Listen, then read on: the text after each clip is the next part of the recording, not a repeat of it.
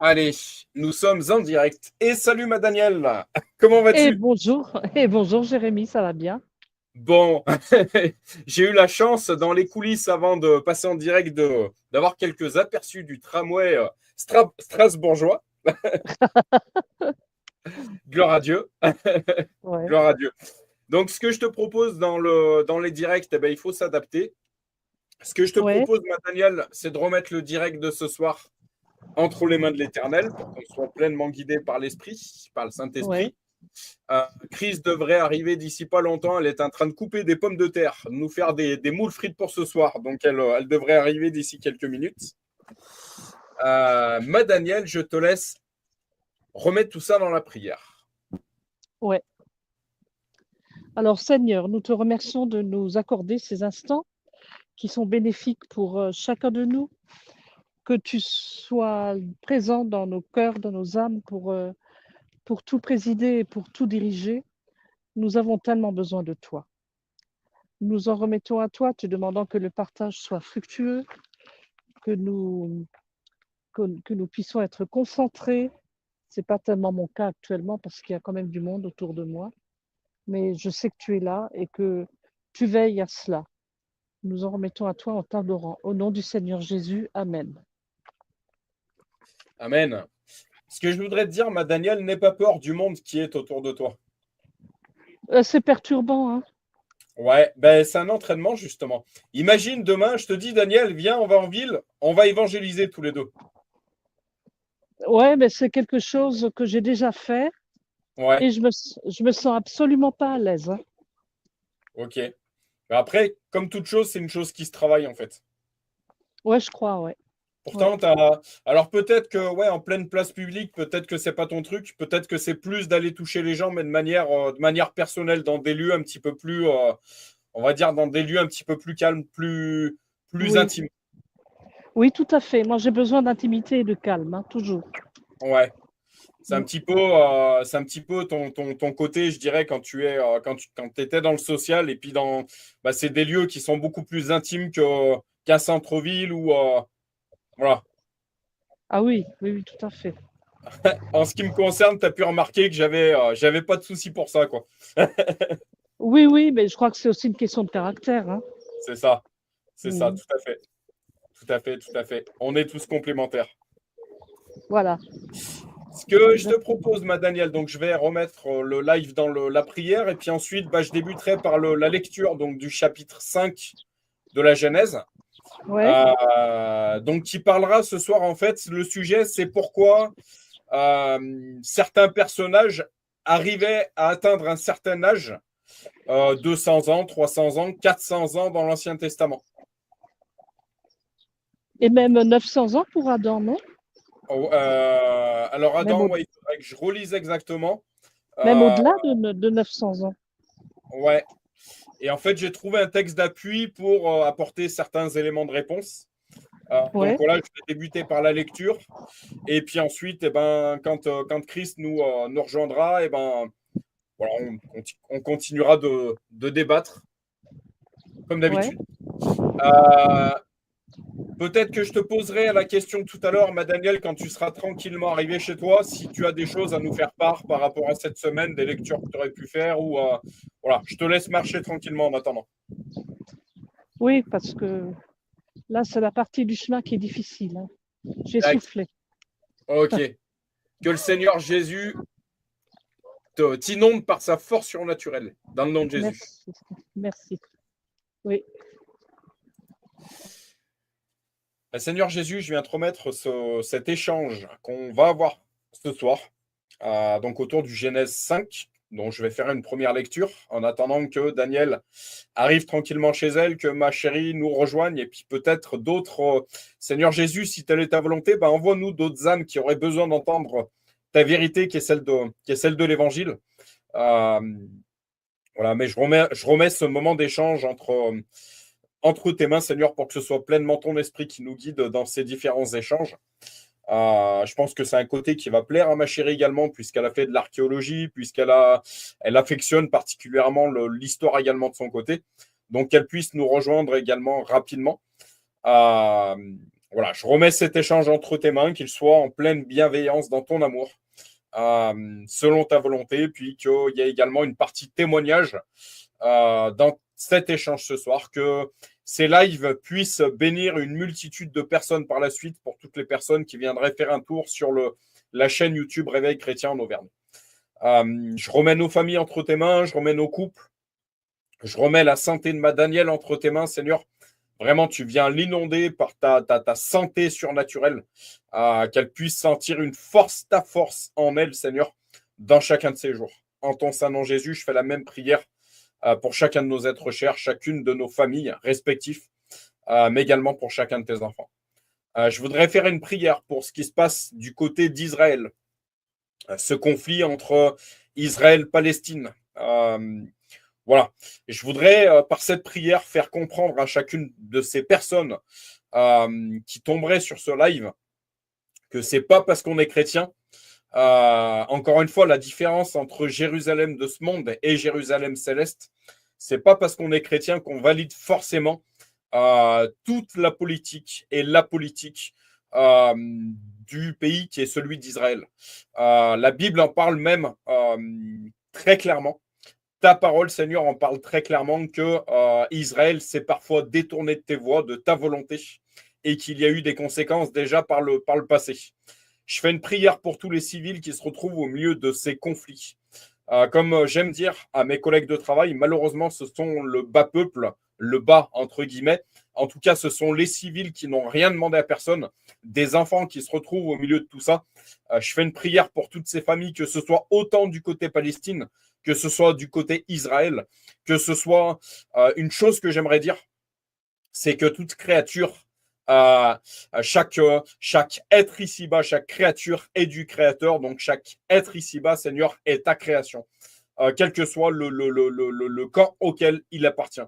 Vraiment que voilà, tous ces conflits puissent cesser, Seigneur, et laisser la place à ton amour, te laisser la place pour repartir sur un cycle au niveau de l'humanité beaucoup plus positif, beaucoup plus, voilà, que ce soit ton amour qui jaillisse entre nous tous, entre les différents pays, entre les différents continents. Voilà, ton amour est seulement ton amour. Dans le puissant nom de Jésus. Amen. Amen.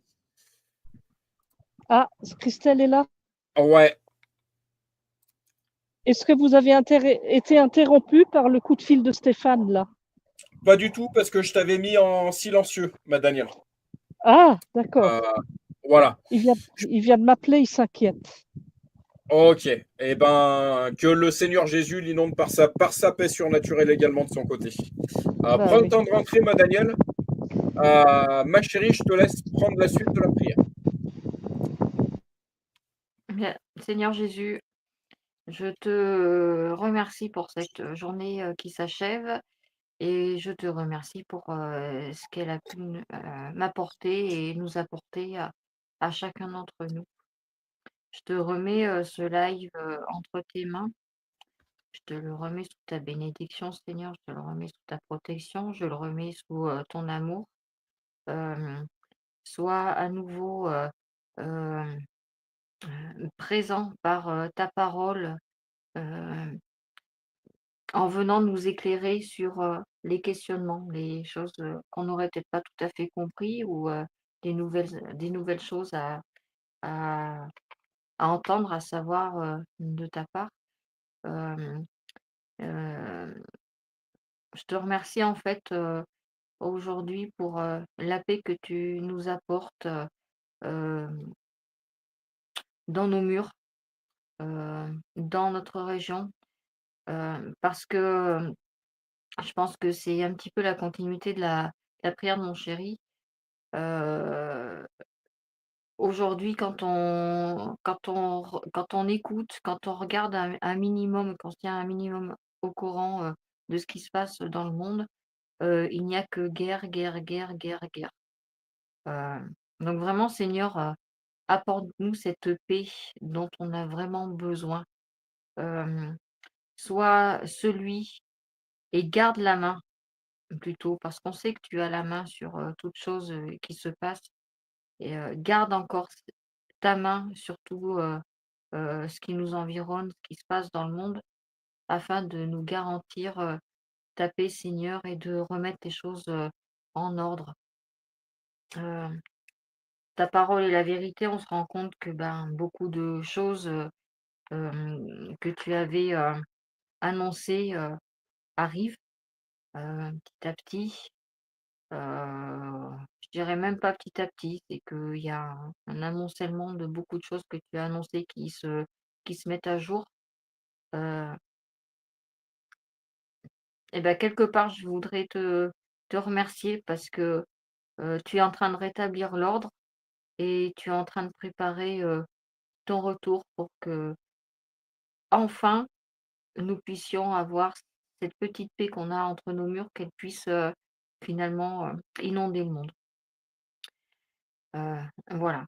Je me perds un peu dans cette prière, mais il y a tellement de choses à dire, à penser, voilà, de tout ce qui se passe, de tout ce qui se trame. Voilà, simplement, continue de nous garantir ton amour et ta paix, Seigneur, parce qu'avec toi, on est vraiment bien et c'est ce qui compte avant tout. Voilà, c'est de voilà, que tu restes auprès de nous et qu'on reste auprès de toi. Pour trouver réconfort, secours, refuge et paix auprès de toi. Donc je te remets ce live, je te remets le retour de Daniel qui euh, est en pleine promenade, entre guillemets, dans Strasbourg, qu'elle rentre à bon port et qu'elle nous rejoigne très rapidement pour qu'on puisse échanger autour de la parole. Et merci Seigneur pour ton écoute et ta présence pour ce soir. Amen. Amen. Il y a une première petite chose que j'aimerais te dire, mon cœur, enfin en tout cas que l'esprit me pousse à te dire. Quand tu me dis je suis perdu dans cette prière. Je termine juste, enfin je te dis exactement ce que l'esprit m'a dit par rapport à ça, m'a montré par rapport à ça. Quand tu me dis je suis perdu par rapport à cette prière, laisse-toi complètement guider par le Saint-Esprit. Là est également le lâcher-prise et je dirais la crucifixion de la chair. C'est-à-dire OK, je ne contrôle pas forcément ce qui se passe actuellement, enfin, voilà, il y a tout un tas de pensées dans ma tête, il y a énormément de choses à remettre dans la prière, mais laisse-toi complètement guider par l'esprit. Et c'est également une clé pour ce fameux parler en langue, dont on entend énormément parler, notamment particulièrement chez les charismatiques. Le parler en langue, en fait, comment bien parler en langue, ma chérie? Faut ouvrir la bouche et laisser faire. Voilà. Tout à fait. Tout à fait. Parce que la prière, le parler en langue, c'est pas toi qui contrôle. C'est le Saint-Esprit qui parle au travers de toi, qui prie au travers de toi. Moi, j'ai une technique, si ça peut être une clé pour t'aider pour libérer ce parler en langue, cette prière en langue. En fait, moi, je laisse sortir ce qui sort de ma bouche. Et même au niveau de mes oreilles, tu vois, j'ai vraiment l'image, je n'écoute pas ce qui sort de ma bouche. Parce que si tu commences à écouter, en fait, encore une fois, les yeux, les oreilles, orifice de l'âme, orifice d'entrée de l'âme, on sait que tout ce qu'on entend a un impact sur notre âme, on sait que tout ce qu'on regarde a un impact sur notre âme. Si tu commences à écouter ce qui sort de ta bouche, ça va rentrer, ça va impacter ton âme. Et puis, encore une fois, tu sais que c'est un sujet sur lequel j'ai une certaine maîtrise aujourd'hui. Je reste humble, je suis loin de tout maîtriser. Mais moi qui, par le passé, avait été catalogué bipolaire, encore une fois, bipolaire, pensée positive, pensée négative. Si tu commences à écouter ces sons qui vont sortir de ta bouche, en fait, l'adversaire, qu'est-ce que la prière en langue? D'où vient la nécessité de se parler en langue, de se prier en langue? En fait, je ne sais pas si je vous l'avais déjà expliqué, Euh, il y a 3 ciels. Premier ciel, le nôtre. Deuxième ciel, les lieux célestes. Troisième ciel, celui de Dieu, on va dire. Dans les lieux célestes, on en a suffisamment parlé, il y a les bons esprits, mais il y a aussi les mauvais esprits. Il y a Dieu, mais il y a l'adversaire. Ce n'est pas contre la chair et le sang que nous avons à combattre, mais contre les esprits impurs dans les lieux célestes. Je vous ai souvent fait l'image. Qu'est-ce que les lieux célestes? C'est ça. C'est tout ce qui gravite autour de nous. Encore une fois, premier ciel, lieu céleste, troisième ciel. Qu'est-ce que permet se parler en langue, se prier en langue? En fait, Satan, l'adversaire qui est dans ces lieux célestes, en fait, il ne comprend pas ce que tu dis. Il ne comprend pas ce que tu es en train de prier. Et ce qu'on appelle une percée chez les chrétiens, en fait, puisqu'il n'entend pas ce que tu dis, puisqu'il n'entend pas ce que tu pries, en fait, tu n'as aucun frein des lieux célestes par rapport à cette prière-là. Tu vas directement en connexion avec ton Père, avec un P majuscule. Et rien ne peut arrêter cette prière. Rien. Et la chose sur laquelle je voulais venir, c'est que forcément, pourquoi cette technique de mon côté? Ça fait partie de mon cheminement, ça fait partie des clés que j'ai trouvées de mon côté. Pourquoi je n'écoute pas? Parce que forcément, si tu commences à analyser ce qui sort de ta bouche, l'adversaire, le doute, il va venir te persécuter avec des pensées. Mais non, ce n'est pas une prière en langue. Non, ce n'est pas un... Non, en fait, il va tenter de te faire... Il va tout faire pour te faire douter par rapport à ça. Donc, libère. Et ne cherche pas à analyser ce qui sort de ta bouche. Et une clé supplémentaire que je t'apporte, ma chérie, il y a le don du prier, du parler en langue, mais je suis sûr que tu en as déjà entendu parler. Il y a le don de discernement des langues.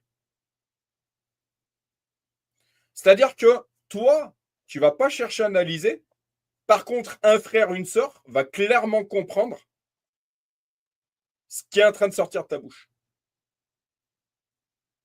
Ça peut être de l'hébreu. Il y a différentes langues. Ça peut être de l'hébreu, ça peut être des langues anciennes. Ça peut être... Mais en fait, cette personne-là, peut-être que la personne qui est à côté de toi, elle aura fait des études en hébreu et elle a clairement compris ce qui est sorti de ta bouche. On a notre pasteur local qui un jour m'a apporté un témoignage. Il était en voyage, je ne sais plus où. Il ne se rendait pas compte qu'en fait, il était en train de prier dans la langue locale d'où il était. Il n'analysait absolument pas ce qui sortait de sa bouche. Par contre, les personnes qui étaient à côté de lui avaient clairement compris ce qui sortait de sa bouche. Ce qu'on appelle le discernement des langues, en fait. Voilà. Et ça peut vraiment être des langues anciennes qui aujourd'hui, ce qu'on appellerait des langues éteintes. Et en fait, que des langues éteintes puissent sortir de ta bouche te montre très clairement d'où vient cette prière et ce parler en langue. Puisque ça peut être des langues éteintes qui sortent de ta bouche, qui ne sont plus d'actualité, en 2025, en fait. Et ça te montre une chose, c'est que ce parler en langue, ce prier en langue, en fait, est éternel et hors de la condition de ce temps. Donc, ce parler en langue, cette prière en langue peut venir de très, très loin, en fait. Voilà, c'est la chose que je veux t'apporter ici. Et qu'est-ce que permet, moi, tu vois, ça a été un travail de mon côté. Cet évangéliste que tu connais également m'a longtemps dit, plus tu vas prier en langue, plus tu vas crucifier cette chair, en fait. Plus l'esprit va prendre puissance en toi. Quand je te parle de lâcher prise, laisse sortir. Ne cherche pas à analyser ce qui sort de ta bouche. Qu'est-ce que ça permet, en fait? Tu crucifies cette chair, tu n'écoutes pas ce qui sort de ta bouche, eh ben, tu laisses la place en fait au Saint-Esprit. Et tu laisses de plus en plus de place au Saint-Esprit. Voilà. C'est une clé que je voulais t'apporter par rapport à ça. Ça a coupé, je n'ai pas compris. C'est une clé que je voulais t'apporter par rapport à Ah oui, ça. oui. Oui, mais on en avait parlé déjà du parler en langue parce que Daniel, elle nous avait soulevé le fait que elle savait pas, enfin, voilà, elle se posait la question comment faire parler en langue et tout ça. Et j'avais donné le témoignage quand j'avais fait le week-end de rencontre après la formation, l'université de la vie. Bah, en fait, je suis tout à fait d'accord avec ce que tu viens de dire, hein. En fait, c'est comme un fleuve de paroles qui coule, qui coule, qui coule, et puis il faut pas faire barrage à ça. Et en fait, c'est comme la manipulation finalement de n'importe quelle langue, parce que euh, moi qui ai fait des études de langue, les enseignants nous disaient toujours pour comprendre la langue que vous apprenez, essayez pas de traduire les mots en français pour les retranscrire dans telle langue. En fait, faut vraiment s'imprégner de la langue. C'est-à-dire, en fait, faut la laisser parler. Parce qu'on n'a pas de traduction exacte, déjà une traduction littérale, tu n'as pas la même compréhension. Et d'ailleurs, la meilleure façon d'apprendre une langue, c'est d'aller dans le pays et puis d'être baigné dans un entourage qui parle cette langue, et c'est comme ça qu'on revient et qu'on apprend une langue. C'est pas, voilà, en l'apprenant tel qu'on nous le fait à l'école avec les dictionnaires, traduction, qu'est-ce que ça veut dire, et cetera, et cetera. Voilà. Et le parler en langue, je lui avais dit à Daniel, en fait, c'est un fleuve de mots que tu ne comprends pas, mais il faut pas chercher à comprendre, il faut juste laisser couler, laisser couler, laisser couler. Toi, si tu la comprends pas forcément parce que voilà, il y a pas de son. Mon cœur, il y a un truc qui claque de ton côté. Je sais pas ce que c'est. Il y a un Ah bruissement. pardon, oui, je Merci. stoppe. Non, c'est Vas-y. parce que je suis en train de voilà, je mets en place, les écritures et tout. Ok. Heu, Est-ce que ça s'entend, mon cœur? voilà, c'était ça, stylo.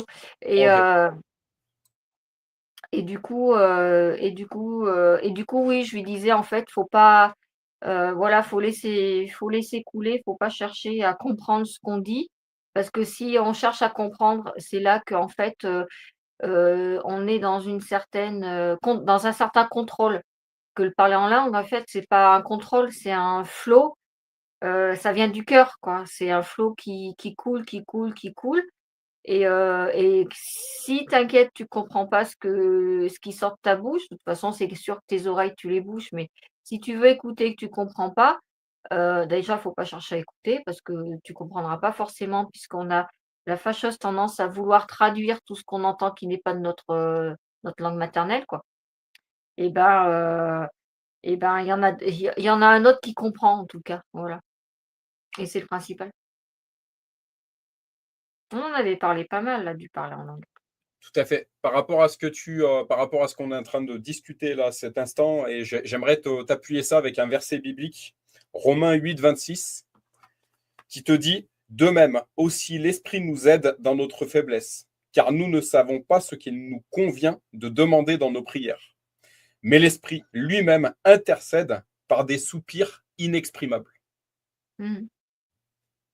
Voilà. Je te le relis. De même, aussi l'Esprit nous aide dans notre faiblesse. La faiblesse, elle vient de la chair, elle ne vient pas de l'esprit, hein. Mmh. Car nous ne savons pas ce qu'il nous convient de demander dans nos prières. Eh bien, si tu ne sais pas quoi prier, ok, eh ben libère.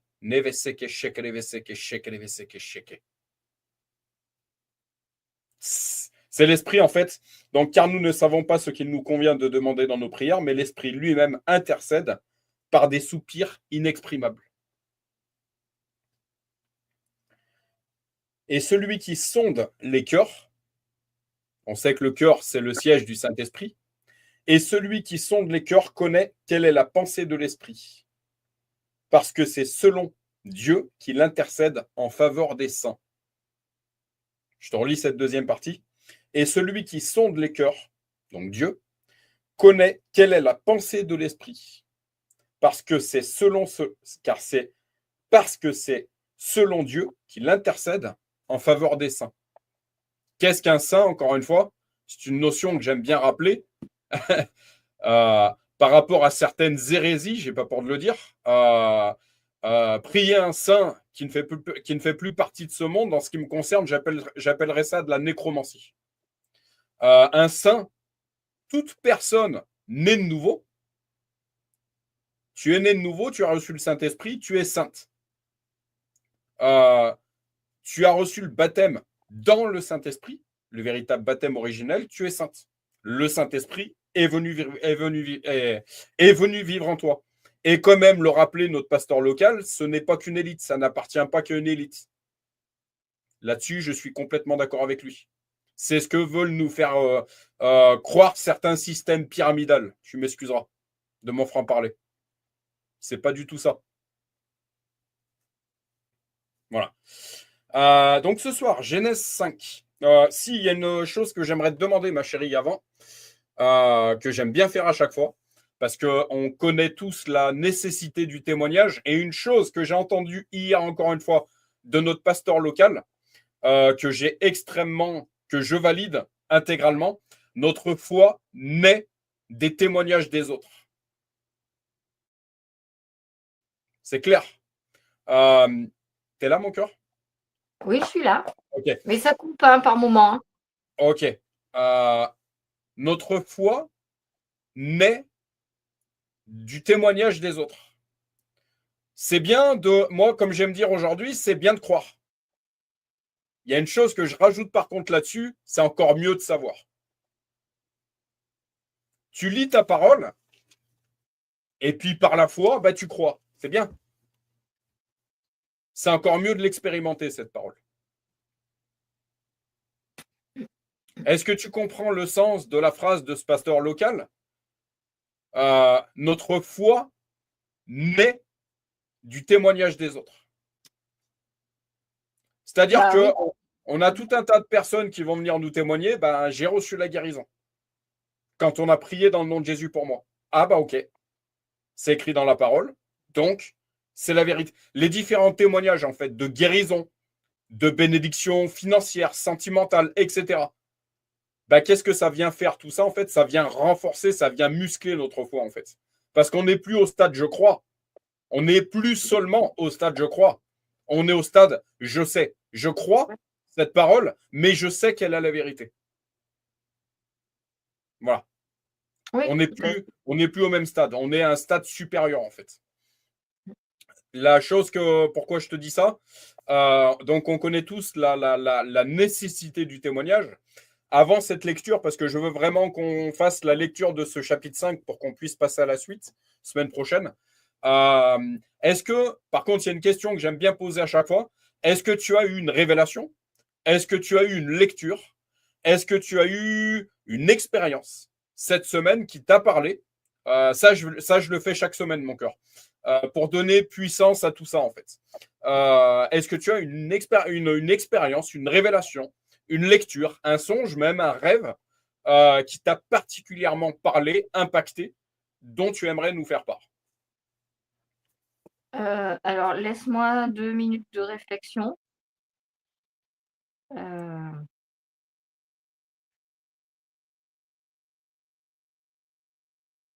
Oui, après, en rapport à la prière que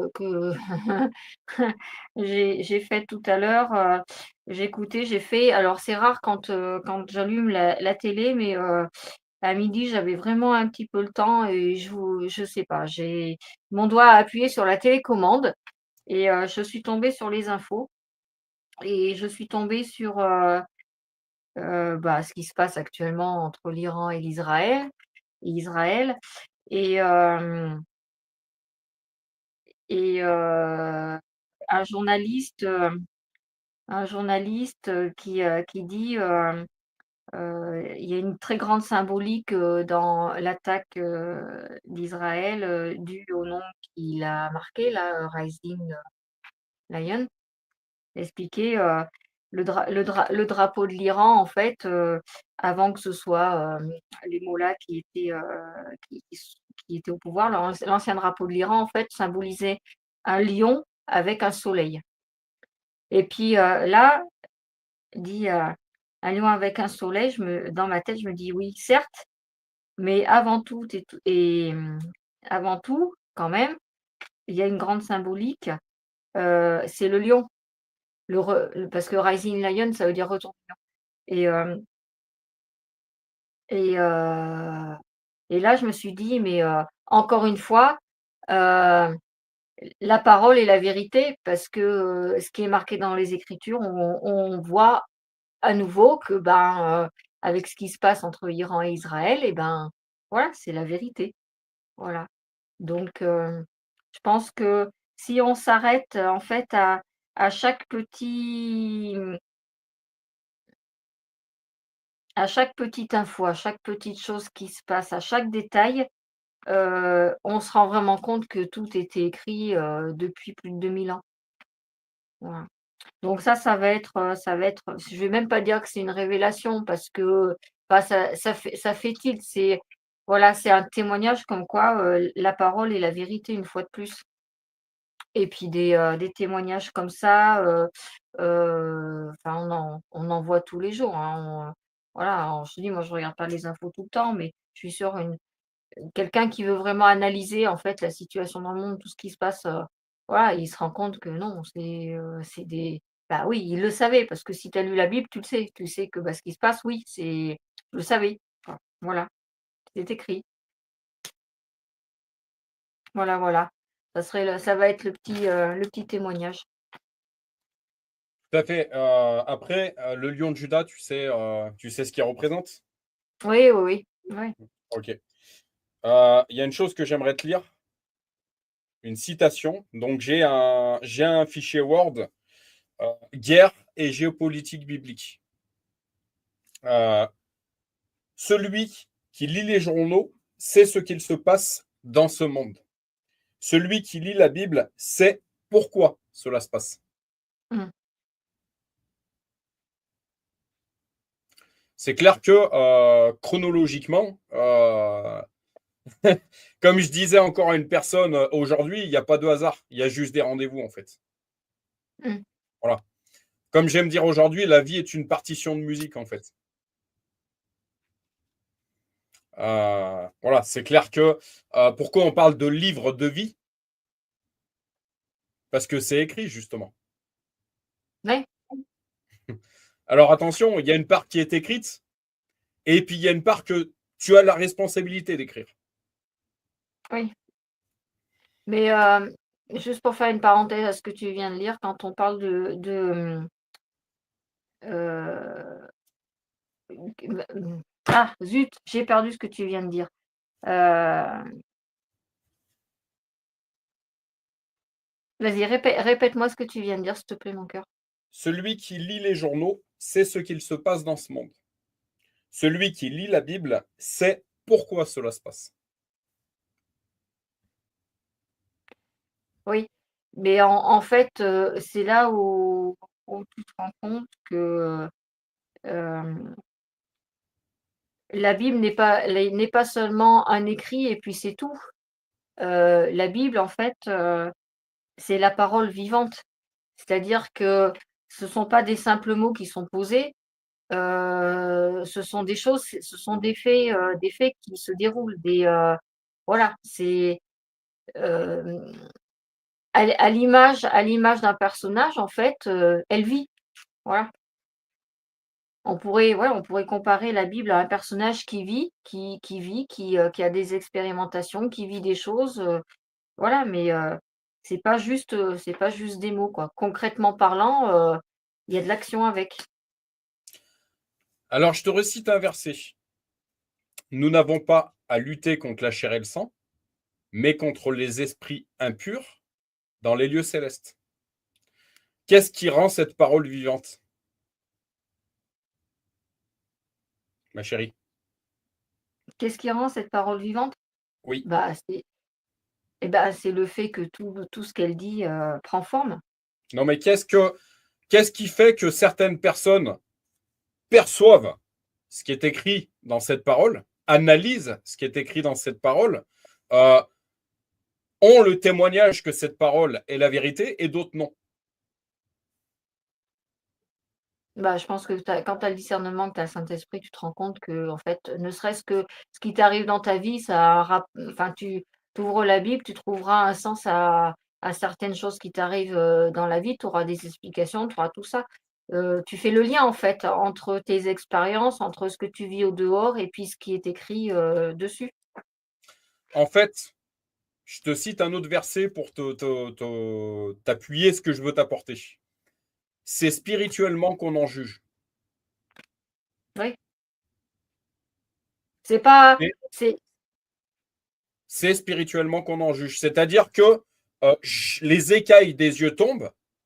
Je suis venu rendre la vue à l'aveugle. Réveille-toi, toi qui dors, Christ t'éclairera.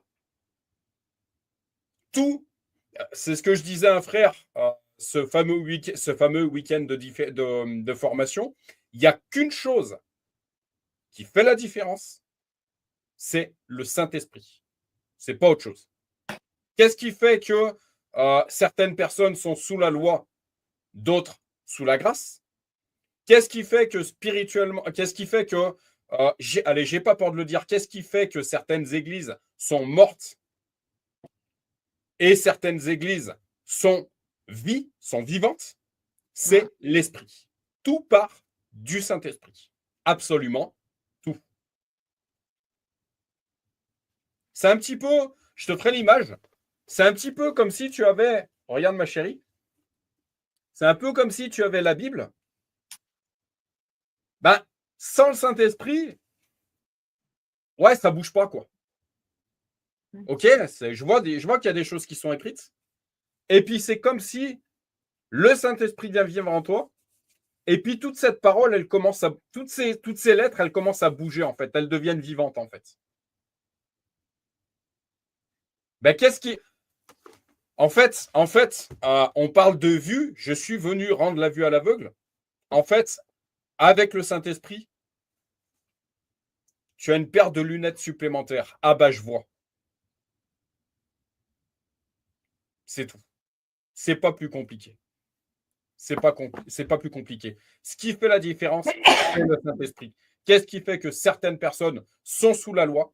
Qu'est-ce qui fait que certaines personnes sont légalistes? Qu'est-ce qui fait, il faut du temps pour le comprendre tout ça, on est tous en chemin. Qu'est-ce qui fait que c'est le Saint-Esprit? Qu'est-ce qui fait que certaines personnes sont sous le joug de la religion, dans le mauvais sens du terme, et d'autres vivent réellement? C'est le Saint-Esprit. Il n'y a pas autre chose. Il n'y a pas autre chose. Je cite un autre verset, encore une fois, que j'ai cité à de nombreux lives. L'homme avec un H majuscule ne vivra pas de pain seulement, nourriture humaine, mais de toute parole qui sort de la bouche de Dieu, nourriture spirituelle. Cette nourriture spirituelle, elle nourrit quoi? Le Saint-Esprit qui est venu vivre en nous. C'est pas plus compliqué. Et plus tu vas manger, plus forcément tu vas te développer. C'est pas plus compliqué. Si tu manges peu, bah spirituellement, tu vas être rachitique. Si tu manges beaucoup, spirituellement, tu vas être musclé. C'est pas plus compliqué. C'est ce qu'on disait avec ce frère ce week-end-là, en fait, mais tout est très simple, en fait. C'est nous qui nous compliquons les choses, mais tout est très simple.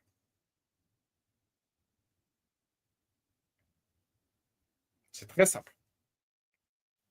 Bah, c'est là, justement, où tu te rends compte que de vouloir trop réfléchir, rationaliser les choses, réfléchir avec sa raison et ben, en fait, ça limite beaucoup de choses. Mais justement, mon cœur, La ça réflexion raison. oui, Ça raison. la non, je termine mon cœur, s'il te plaît. La Comme tu dis, voir avec le Saint-Esprit, donc voir avec, tes yeux spirituels plutôt que tes yeux de raison, en fait, ça ouvre beaucoup plus le champ des possibles, ça te ferme pas des portes. La raison, finalement, on se rend compte que, elle est très, très limitée parce qu'elle va vouloir absolument, trouver, des explications à des choses qu'elle ne comprendrait pas du tout. Que par contre l'esprit, lui, il est ouvert et toutes ces choses que la raison essaye de palper mais qu'elle peut pas, l'esprit, lui, il peut. Heu, voilà, c'est de là oui, celui qui lit la parole et celui qui, heu, qui est doté, du Saint-Esprit pour, comprendre et puis pour vivre, cette parole et pour comprendre qu'en fait la parole est vivante, il est beaucoup plus, à même de comprendre les choses. Il est, voilà, On il va, capte ce qui se passe autour. tout à fait. On va fermer cette parenthèse parce que je te dis une dernière chose là où je voulais t'emmener. Quand je t'ai dit ça, raison. En fait, euh, mon cœur, ta volonté, ta raison, c'est la chair. La volonté du Père, sa raison à lui, ce Oui. qui est sagesse pour ce monde est folie pour Dieu. Mmh. C'est là où on doit faire clairement la différence entre ces deux réalités, encore une fois, ces deux natures. Ta volonté à toi, c'est pas celle de Dieu. C'est pas forcément celle de Dieu. C'est souvent pas celle de Dieu. La volonté de la chair, c'est pas celle de l'esprit. Ta raison à toi, c'est peut-être folie pour Dieu. Mmh. C'est souvent folie pour Dieu. Je ferme cette parenthèse. Puisque, Madaniel, t'es là, Madaniel? Alors, attends, faut que je remette ton micro, Madaniel. Toc, t'es là, Madaniel? Là, oui. Super, t'es bien arrivé? Épuisé, mais bien. Ouais. Gloire à Dieu. Mais tu vas être gonflé spirituellement, je le déclare dans le nom de Jésus. Je suis allé chercher la pompe spirituelle. Ça va pomper sévère. Merci. Tu sais, les pompes à vélo, là. Ah ouais.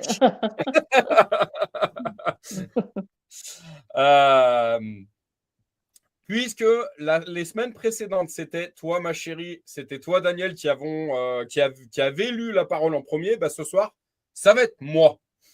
Ah, c'est bien. Donc, Genèse 5. Je vous laisse, mesdames, prendre Genèse 5. Et quand c'est bon, vous me dites.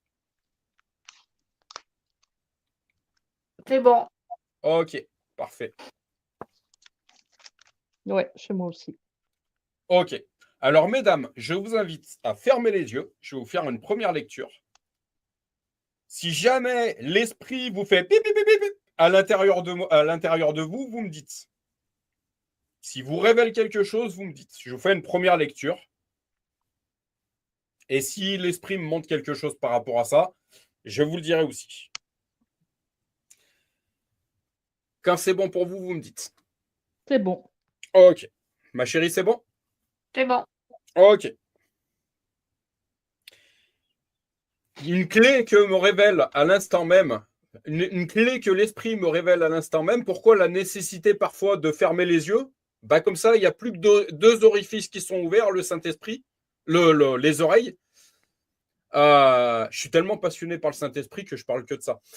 Quand on ferme les yeux, ben, il n'y a que deux orifices qui sont ouverts au lieu de quatre et ça permet de se concentrer. Allez, c'est parti. Descendance d'Adam par Seth jusqu'à Noé. Voici le livre de l'histoire d'Adam. Lorsque Dieu créa l'homme, il le fit à la ressemblance de Dieu. Il créa l'homme et la femme, et les bénit. Il les appela êtres humains lorsqu'ils furent créés. À l'âge de 130 ans, Adam eut un fils à sa ressemblance, à son image, et il l'appela Seth. Adam vécut 800 ans après la naissance de Seth, et il eut des fils et des filles. Adam vécut en tout 930 ans, puis il mourut. À l'âge de 105 ans, Seth eut pour fils Hénoch. Seth vécut 807 ans après la naissance d'Hénoch. Et il eut des fils et des filles. Seth vécut en tout 912 ans. Puis il mourut. À l'âge de 90 ans, Hénoch eut pour fils Kénan. Hénoch vécut 815 ans après la naissance de Kénan, et il eut des fils et des filles. Hénoch vécut en tout 905 ans, puis il mourut. À l'âge de 70 ans, Kénan eut pour fils Mahalalel. Kénan vécut 840 ans après la naissance de Mahalalel, et il eut des fils et des filles. Kénan vécut en tout 910 ans, puis il mourut. À l'âge de 65 ans, Mahalalel eut pour fils Jéred. Mahalalel vécut 830 ans après la naissance de Jéred. Et il eut des fils et des filles. Mahalalel vécut en tout 895 ans, puis il mourut. À l'âge de 162 ans, Jéred eut pour fils Hénoch. Jéred vécut 800 ans après la naissance d'Hénoch. Et il eut des fils et des filles. Jéred vécut en tout 962 ans, puis il mourut. À l'âge de 65 ans, Hénoch eut pour fils Méthusélah. Hénoch marcha avec Dieu 300 ans après la naissance de Méthusélah, et il eut des fils et des filles. Hénoch vécut en tout 365 ans. Alors là, ça me fait bip, parce qu'il y a 365 jours dans l'année. Hénoch vécut en tout 365 ans. Hénoch, et puis l'esprit est en train de me dire qu'un jour, c'est 1000 ans pour Dieu. Je vous transmets en même temps ce que je reçois. Hénoch marcha avec Dieu, puis il ne fut plus là, parce que Dieu l'avait pris. Dieu l'avait pris. Je détiens tout souffle d'homme entre mes mains. Dieu nous prend. J'aime bien le sens de cette phrase. À l'âge de 187 ans, Méthusélah eut pour fils Lémec. Méthusélah vécut 782 ans après la naissance de Lémec, et il eut des fils et des filles. Méthusélah vécut en tout 969 ans, puis il mourut. À l'âge de 182 ans, Lémec eut un fils. Il l'appela Noé, en disant « Celui-ci nous consolera de notre travail et de la peine que ce sol procure à nos mains, parce que l'Éternel l'a maudit. » C'est marrant. Un deuxième Noé, j'ai l'impression. Lémec vécut 595 ans après la naissance de Noé, et il eut des fils et des filles. Lémec vécut en tout 777 ans. Là, l'esprit me fait encore une fois bip bip. 777, on voit 7, 7, 7 au lieu de 6, 6, 6. Donc Lémec vécut en tout 777 ans, puis il mourut. Noé était âgé de 500 ans quand il eut Sem, Cham et Japheth. Donc du coup, 3 enfants, 3 trinités. Voilà pour le chapitre 5. Mesdames, est-ce que l'esprit vous a fait bip bip bip bip? Allez-y.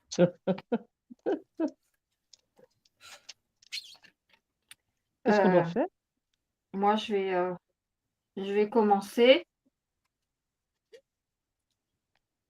Je voudrais bien connaître la signification de Hénoch, parce que Ok. Hénoch, dans tout le défilé des personnages, je trouve qu'il a une place un peu particulière, parce que c'est pour lui seul qu'il est écrit qu'il marchait avec Dieu, et qu'il marchait avec Dieu. Puis on ne le vit plus parce que Dieu l'avait pris. Pour les autres, c'est dit, puis il mourut, voilà. Et là, marche avec Dieu, puis Dieu l'avait pris. Donc, je trouve que c'est étrange. Ouais, ça me Ça m'interpelle en fait. Je trouve que c'est étrange que pour lui, c'est notifié comme ça, son rappel auprès de Dieu. Contrairement aux autres, à chaque fois, c'est puis il mourut, puis il mourut, puis il mourut. Hein. Faut le voir à chaque paragraphe. Déjà d'une. Le Noé, tu as eu bip bip, bah, c'est bien le Noé du déluge. Hein. Il n'y a pas de Noé, il n'y en a qu'un seul. Noé signifie repos en hébreu. Et, et en fait, oui, il a soulagé du labeur et du travail pénible qu'impose à nos mains la terre que l'Éternel a maudite, puisque l'Éternel, quand il a maudit la terre avec le déluge, et ben Noé a permis en fait à toute espèce vivante de survivre au déluge. Voilà, et puis ben, à l'espèce humaine également, puisque il a été je dirais enfin il a aidé à la continuité de la vie sur Terre avec l'arche. Voilà. Donc en fait, il a contribué en fait à une deuxième chance que Dieu a donnée, enfin une deuxième chance, voire une troisième chance que Dieu a donnée à l'homme d'être meilleur. Et repos, ça a plusieurs sens. Repos, c'est le terme repos de dormir, de soulager sa fatigue, mais également de se décharger d'un poids. Et, et, euh, et voilà. Voilà. Celui-ci nous soulagera de nos labeurs et travail pénibles. Noé, repos. Voilà. Et puis, chose que j'avais relevée la dernière fois, mon cœur, mais c'était hors live. Dans le chapitre 4, on parle de Lémec qui dit à ses femmes, à un moment donné, que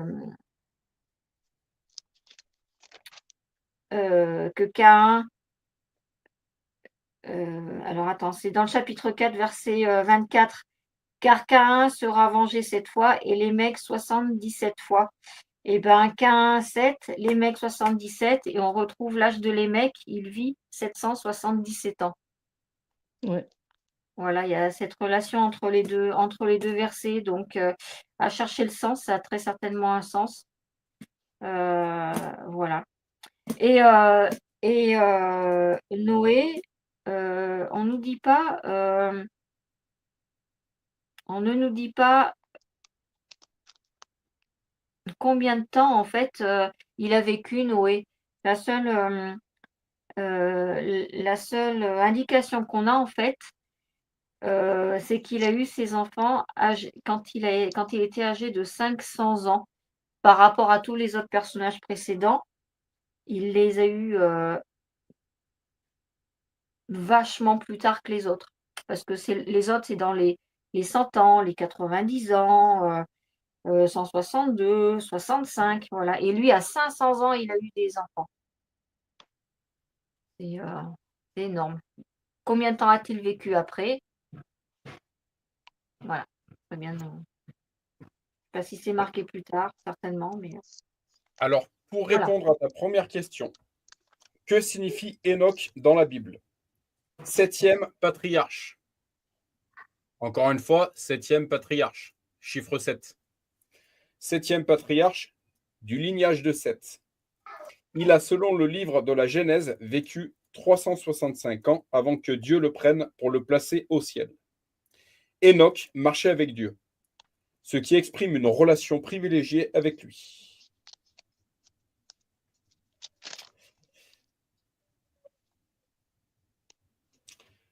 Que signifie le nom Enoch dans la Bible? Signification dévoué, entraîné, discipliné. Enoch est un prénom masculin d'origine hébraïque signifiant dévoué, entraîné et discipliné. Ce prénom unique est également celui d'une figure emblématique de la Torah et de la Bible hébraïque. Enoch était le fils de Jared, père de Mathusalem et arrière-grand-père de Noé. Pour ta deuxième question, combien de temps a vécu Noé? Bible. Noé, en tant que dernier des patriarches antédiluviens, a la vie extrêmement longue, est mort 350 ans après le déluge, à l'âge de 950 ans. 950 ans. Noé, dernier des patriarches antédiluviens, à la longévité extrême, mourut 350 ans après le déluge à l'âge de 950 ans, alors que Terah avait 128 ans. La durée de la vie humaine maximale, telle que décrite par la Bible, diminue progressivement par la suite, passant de près de 1000 ans. Voilà pourquoi on dit qu'un jour, c'est 1000 ans, enfin 1000 ans, un jour pour Dieu, aux 120 ans de Moïse. Je vais vous faire une petite lecture, un texte d'appui que j'ai mis en fait pour ce live de ce soir. Et ensuite, je vous laisserai, on reprendra sur la parole. Je vous laisse, pareil, ouvrir grand vos oreilles. Fermez vos yeux si nécessaire. Pourquoi les personnages de la Genèse vivaient-ils aussi longtemps? L'âge avancé des personnages des premiers chapitres de la Genèse est un mystère. Les exégètes ont proposé plusieurs théories. La généalogie en Genèse 5 consigne la lignée des descendants d'Adam qui craignaient Dieu, de laquelle serait par la suite issu le Messie. Il est possible que Dieu ait béni cette lignée en lui accordant une durée de vie particulièrement longue à cause de sa piété et de son obéissance. Je le répète. Il est possible que Dieu ait béni cette lignée en lui accordant une durée de vie particulièrement longue à cause de sa piété et de son obéissance. Je fais une première parenthèse. Il y a de nombreux versets qui nous disent « Je finis la lecture, ma chère. » Et après, ce sera le débat, il n'y a pas de souci. Le premier verset que je vous appuierai, « Honorez votre père et votre mère si vous voulez prolonger le nombre de vos jours. » Si vous voulez prolonger le nombre de vos jours.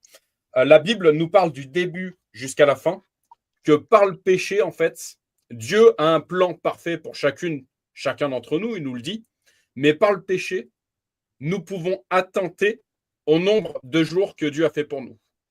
Dieu a un plan parfait, il a prévu un certain capital de jours pour chacun d'entre nous. Avant même que tu sois dans le sein de ta mère, je connaissais le nombre de tes jours, c'est clairement écrit. Mais par le péché, nous pouvons attenter au nombre de jours que Dieu a pour nous. Voilà, c'est une vérité. Péché veut dire sortie du plan. Le péché a deux graves conséquences. On peut on l'observe tous les jours. Le péché a deux graves conséquences. Quelqu'un qui boit du matin au soir, il y aura des conséquences. Quelqu'un qui fume du matin au soir, il y aura des conséquences. Quelqu'un qui aura des addictions à la drogue, il y a de nombreuses drogues, ça aura des conséquences. Quelqu'un qui qui posera de mauvais actes dans sa vie, il y aura des conséquences. On l'observe tous les jours. Certaines personnes vont attenter au nombre de leurs jours. C'est à cause de certaines conséquences. Alors qu'à la base, Dieu a un plan parfait pour chacun d'entre nous. Sauf qu'aujourd'hui, on est dans un monde tellement matérialiste qu'encore une fois, il a oublié toutes ces vérités. Il a oublié toutes ces réalités spirituelles. C'est pourtant bien réel, puisqu'on l'observe tous les jours. De par l'actualité, de par des témoignages dans nos familles, même propres, on l'observe tous les jours.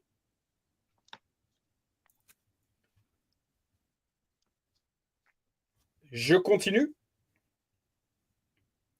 Donc, encore une fois, une chose que j'aimerais dire, le Saint-Esprit, tout à l'heure, je disais à Daniel, mais n'aie pas peur, mais Daniel, le Saint-Esprit est notre plus grande protection, ce qu'on appelle la couverture spirituelle, ce qu'on appelle l'onction. Le Saint-Esprit est notre plus grande protection. Le Saint-Esprit est la plus grande force de restauration et de guérison. C'est la vérité. Encore une fois, le médecin soigne, mais Dieu guérit. On l'observe, encore une fois, tous les jours. Sauf que 3/4 des gens, malheureusement, large est le chemin qui mène à la perdition, 3/4 des gens sont même pas au fait de tout ça. Encore une fois, notre plus grande protection est le Saint-Esprit. À partir du moment qu'il vient vivre en nous, nous avons le droit de le dire, nous avons une protection surnaturelle. Si par le péché, nous le chassons de notre personne, forcément, il y aura des conséquences. Forcément. Si on lâche la main de Dieu, forcément, il y aura des conséquences. Et je parle du vrai Dieu, je ne parle pas du Dieu religieux. Je ne parle pas du Père Fouettard. Je parle du Dieu aimant et miséricordieux. De nombreuses guérisons se produisent quand? Lors de la conversion. De nombreuses délivrances se produisent quand? Lors de la conversion. Lorsque le Saint-Esprit vient vivre en nous, il y a un véritable nettoyage spirituel. Et encore une fois, le spirituel a des conséquences sur le visible. L'invisible a des conséquences sur le visible. C'est d'abord l'invisible et ensuite le visible. Si on commence à prendre soin de notre homme intérieur, il y aura forcément des conséquences sur notre homme extérieur. Si on commence à avoir des pensées, des idées, des attentions beaucoup plus claires, Dieu sonde les intentions de notre cœur, forcément, il y aura des conséquences positives sur notre santé. Quelqu'un qui, la psychologie l'explique, quelqu'un qui a des pensées noires, elle aura beaucoup plus de mal à guérir. Une personne qui prend d'abord soin de ses pensées, elle va guérir beaucoup plus vite. Ça montre bien, encore une fois, cette vérité. Ça le montre. Je continue la lecture. Voilà ce que le Saint-Esprit avait, me semble-t-il, à vous faire part.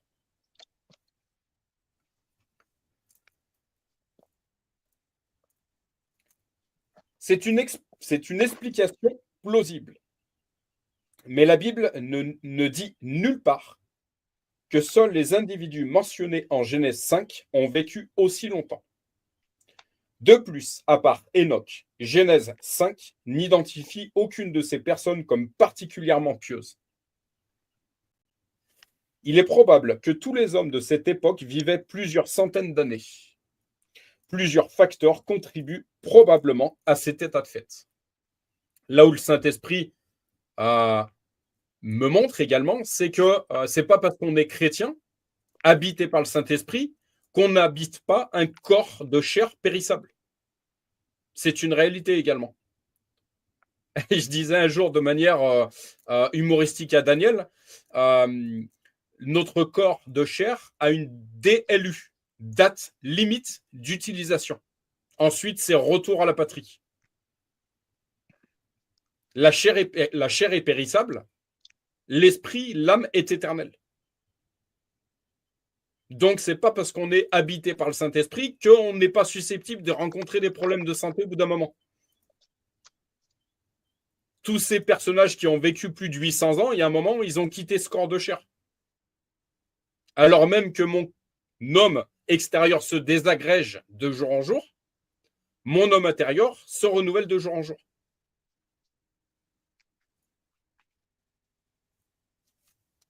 Je continue. Je vous finis cette lecture et je vous dis ce que j'ai à vous dire, puis ensuite c'est à vous, mesdames. Donc, il est probable que tous les hommes de cette époque vivaient plusieurs centaines d'années. Je pense que l'ère, il y a quelques milliards d'années, il y a quelques, pas milliards, oui, enfin milliards, c'était, ouais, il y a des milliers d'années, je pense que l'air était beaucoup plus respirable qu'au jour d'aujourd'hui.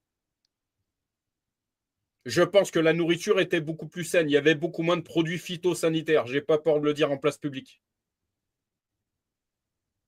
Il y avait beaucoup moins de d'ondes de 5G, de 4G, il y avait beaucoup moins de tout ça.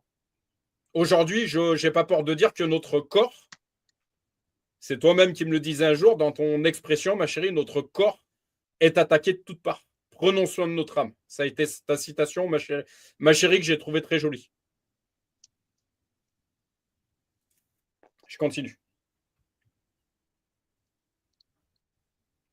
Donc, il est probable que tous les hommes de cette époque vivaient plusieurs centaines d'années. Plusieurs facteurs contribuent probablement à cet état de fait.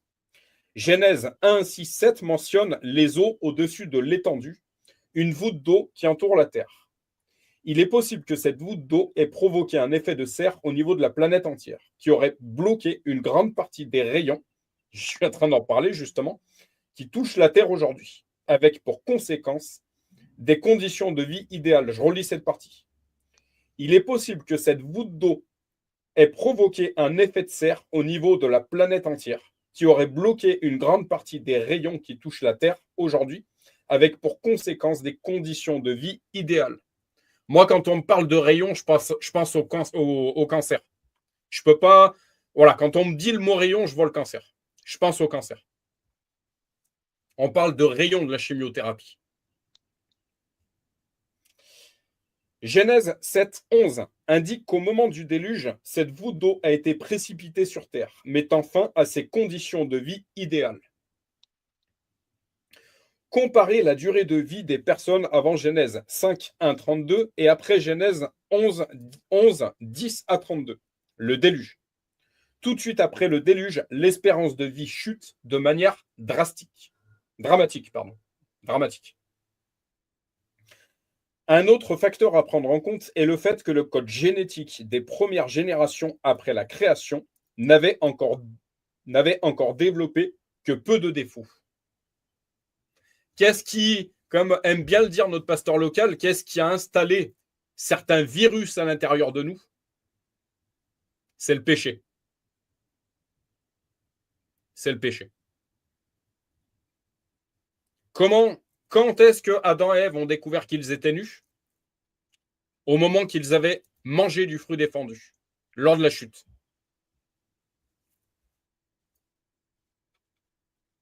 J'ai bientôt terminé. Un autre facteur à prendre en compte est le fait que le code génétique des premières générations après la création n'avait encore développé que peu de défauts. J'ai pas peur de dire aujourd'hui que apparemment certaines personnes en veulent à notre code génétique. Adam et Ève ont été créés parfaits. Ils étaient certainement très résistants aux maladies. Leurs descendants auraient hérité de ces avantages, mais dans une moindre mesure. Cependant, avec le temps et à cause du péché, voyez, je ne vous dis pas de bêtises, je vous l'ai dit plus haut. Cependant, avec le temps et à cause du péché, le code génétique humain s'est corrompu. Je relis cette phrase tellement elle est vraie. Cependant, avec le temps et à cause du péché, le code génétique humain s'est corrompu. Et l'être humain et les êtres humains sont devenus de plus en plus vulnérables aux maladies et à la mort. La mort n'existait pas avant. La mort existe depuis la chute d'Adam et Ève. Voilà pourquoi ce verset biblique, Jésus est venu délivrer ceux qui étaient captifs par crainte de la mort. À partir du moment que le Saint-Esprit qui vient en nous nous rend témoignage que nous sommes également des êtres spirituels, la crainte de la mort n'existe plus, puisque la mort n'existe plus. Elle a été vaincue. D'où certaines capacités en ce qui me concerne aujourd'hui. Ma chérie, tu me connais ça fait plus de 15 ans que tu me connais.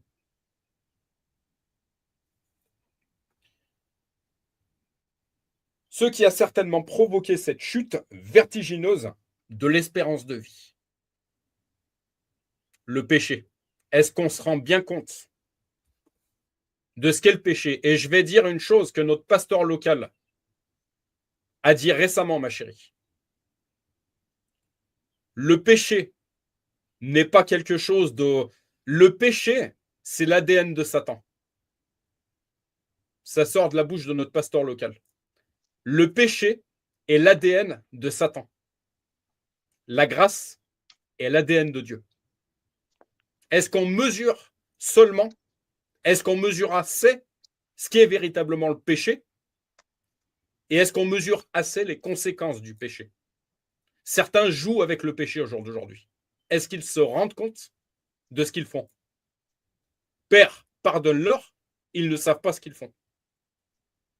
Je me dis aujourd'hui qu'on est dans un monde qui joue avec l'adultère, qui joue avec la fornication, qui joue avec certaines drogues, qui joue avec certaines choses qui ne sont absolument pas de Dieu.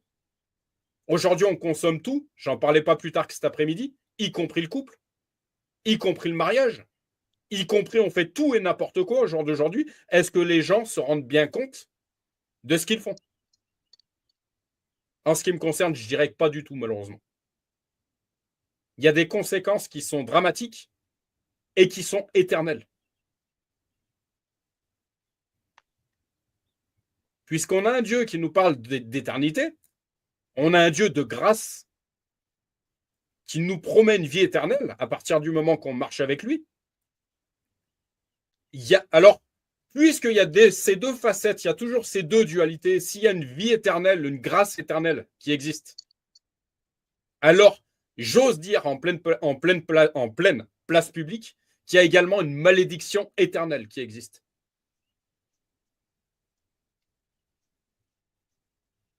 Attention à ce que nous faisons. Où est-ce que nous allons passer notre éternité? La plupart des êtres humains, large est le chemin qui mène à la perdition. Nombreux sont ceux qui le prennent. On parle de perdition. Qu'est-ce que la perdition?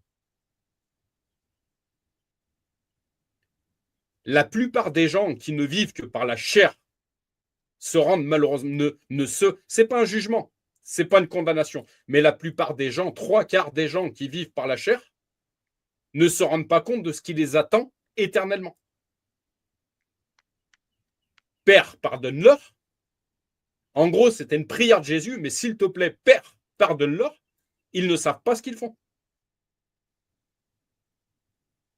Quand on dit que Jésus doit être en train de pleurer des fois, mais quand je vois ce monde dans lequel on vit aujourd'hui, est-ce qu'il sent, est-ce qu'il sent, 1, 2, 3, excusez-moi, j'ai un peu de fatigue, est-ce qu'ils se rendent compte suffisamment de ce qu'ils font?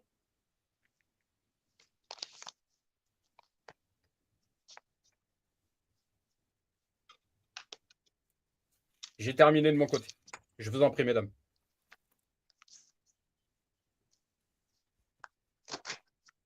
À vous la parole.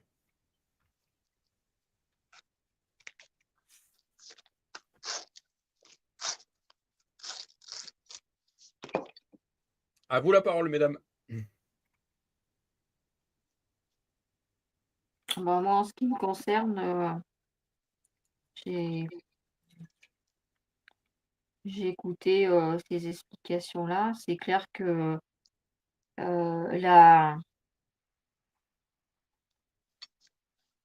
la conséquence du péché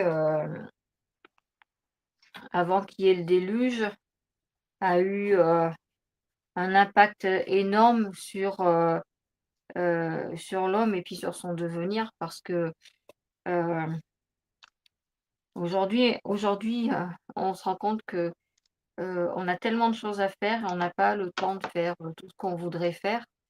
Qu'est-ce qu'on aimerait bien, je pense, pour la plupart d'entre nous, retourner avant le déluge et avoir toutes ces années de vie pour pouvoir voilà, en profiter encore plus, quoi. Finir finir les projets, finir ce qu'on a envie de faire, finir enfin plein de choses, quoi. Voilà. Je pense que ça fait partie vraiment des grosses punitions que Dieu a données à l'homme en réduisant ses jours.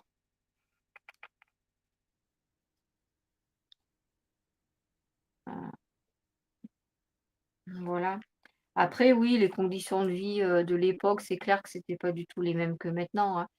Je pense pas qu'ils étaient stressés comme on est stressé aujourd'hui. Voilà, c'est clair qu'ils devaient peut-être moins manger, mais manger plus sainement. Hem, enfin voilà, c'est vraiment le jour et la nuit, hein, le mode de vie qu'on a aujourd'hui et puis le mode de vie de l'époque. Donc ça a un impact forcément sur la santé, ça c'est clair. Et puis alors, je j'apprends, parce que finalement, quand on entend parler du déluge, bon, on a cette image, comme quand, hem, on a des tonnes et des tonnes d'eau qui tombent du ciel, de nos aujourd'hui. On dit: «Ouais, ben, il pleut, c'est de la pluie, quoi» et j'apprends qu'en fait, autour de la terre, il y avait cette masse d'eau également et en fait, c'est ça qui est tombé et qui a plu. Donc, je comprends mieux pourquoi, la terre finalement, elle a été complètement, submergée par tous ces flots-là. Heu,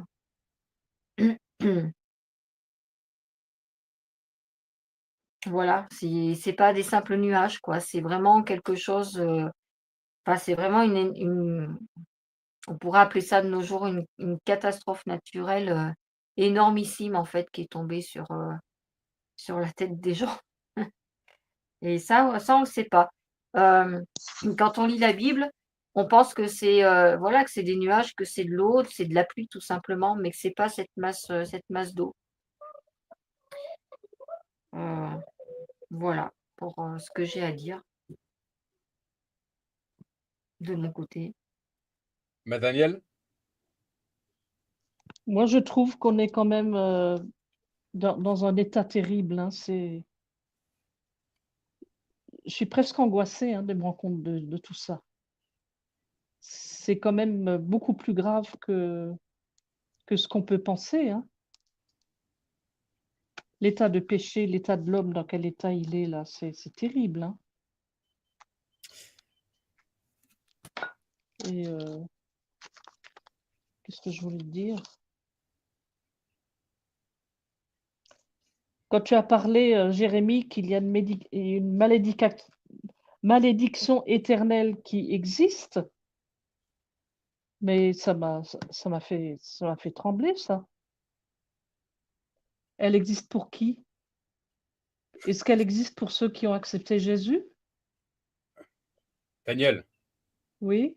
je te laisse réfléchir 2 minutes à ce que tu viens de me dire. Pourquoi? J'ai raconté une ânerie? Je pense, oui. Oui, Tu m'excuseras d'être sincère avec toi. Redis-moi ce que tu viens de me dire.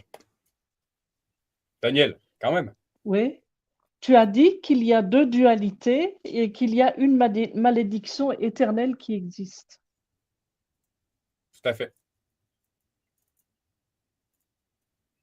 Mais j'entends aussi des discours disant que, la conversion, être sauvé, c'est pas aussi simple que ça, hein. Qu'il y a encore des étapes après, une fois qu'on est converti, il faut passer par certaines étapes et ça, je le saisis pas encore.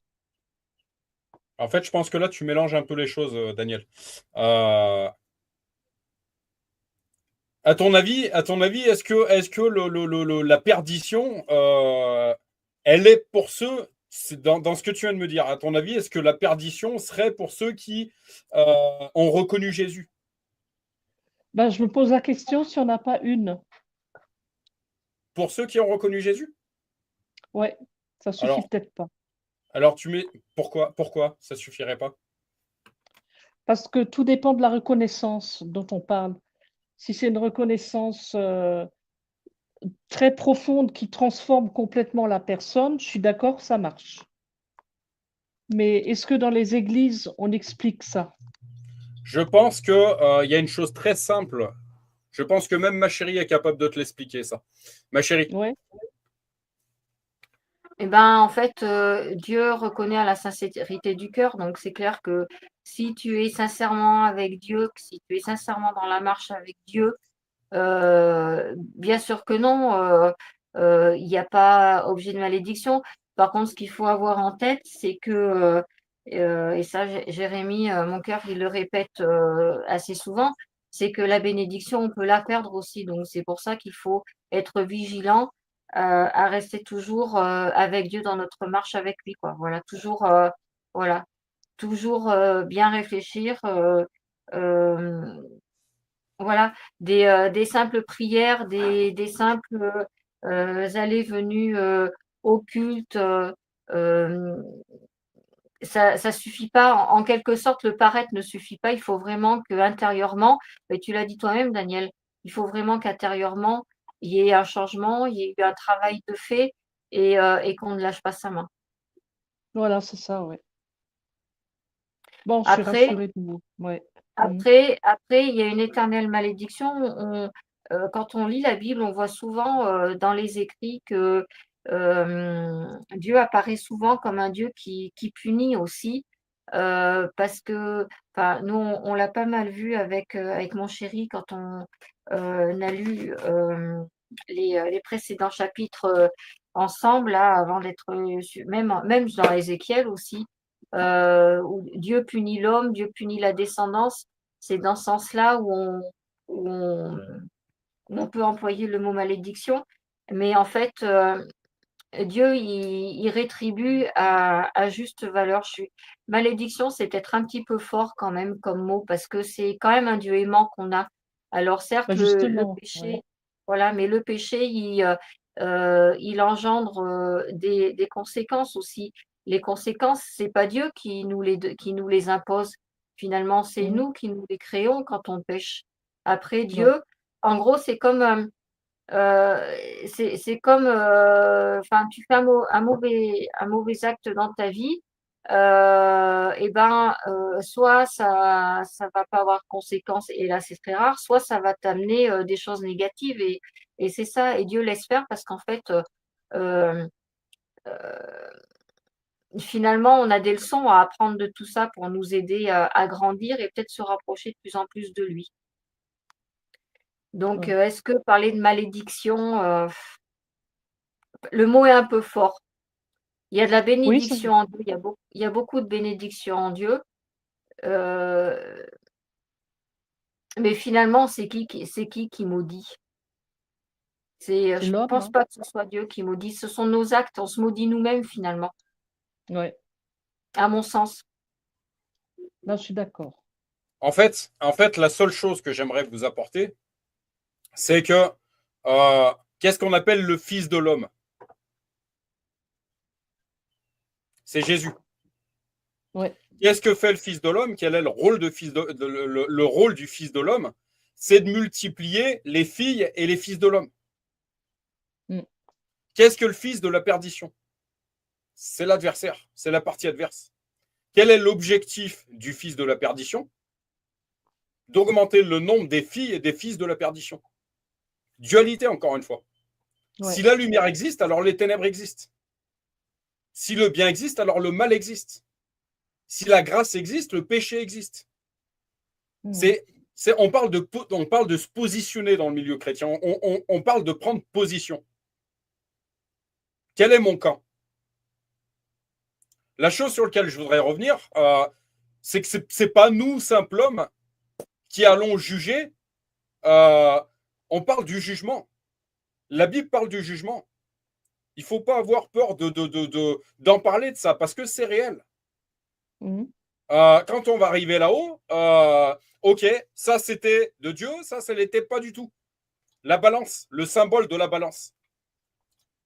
Euh, quel est le morceau, enfin, sur quel côté va pencher la balance?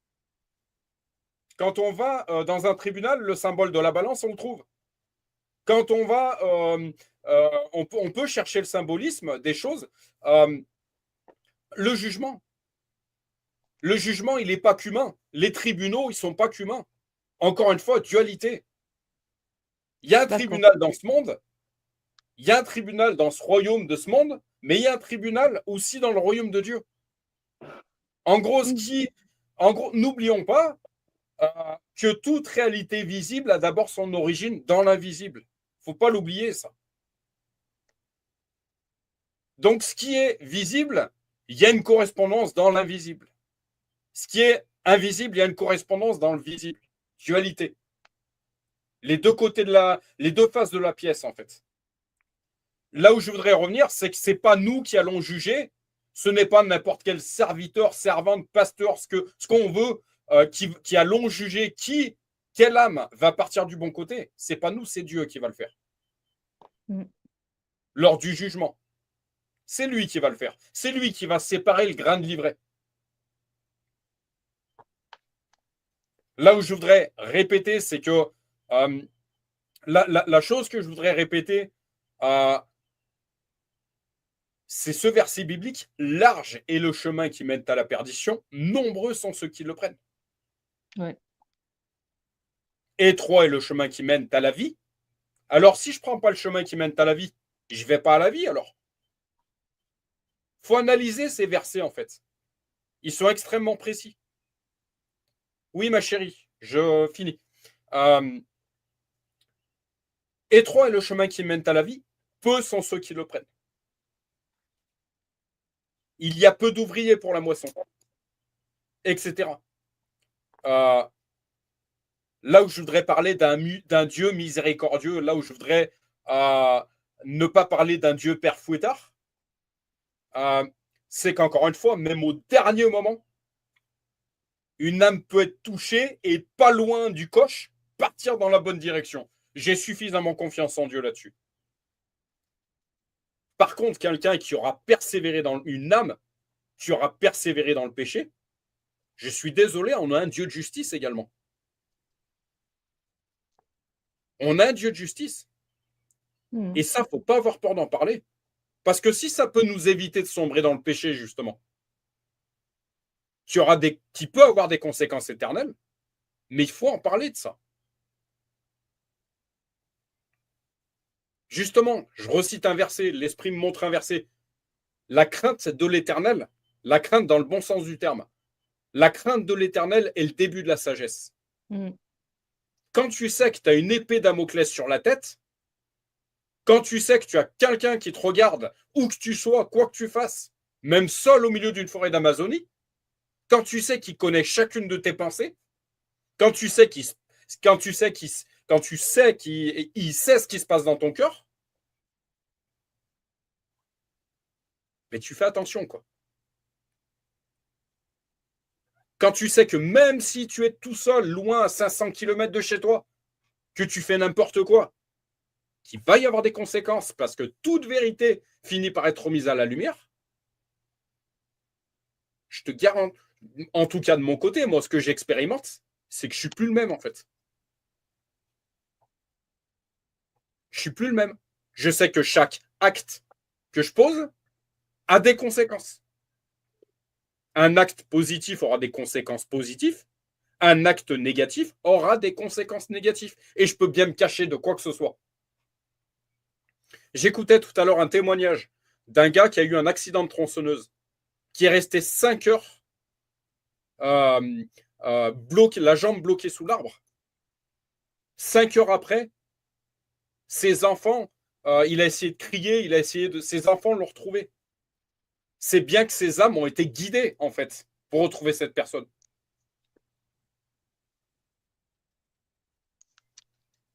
Donc, on peut bien se cacher de quoi que ce soit, mais on va se cacher de Dieu.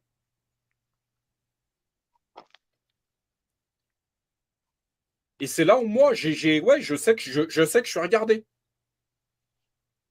Je sais que Dieu sait ce qui se passe à l'intérieur de moi. Je sais qu'il connaît chacune de mes pensées. Je sais que je ne suis plus le même. Alors, on est tous en chemin, encore une fois. Mais Daniel, ce que je voudrais te dire, c'est sois patiente avec toi-même. Aime-toi. Aime-toi. Même Saint Paul disait, il m'a laissé une écharpe de Satan afin d'éviter que je m'enorgueillisse. C'est écrit. Des combats, on en a tous. Je le disais à un collègue aujourd'hui. Personne n'est parfait. Seul Dieu est parfait. Personne n'est parfait dans la chair. La chair, elle est corrompue. Donc, tant qu'on sera dans ce corps de chair, on aura lutté contre cette chair. Ce verset, encore une fois, la chair fait ce que je ne veux pas. Tu comprends, ma Daniel? Ouais.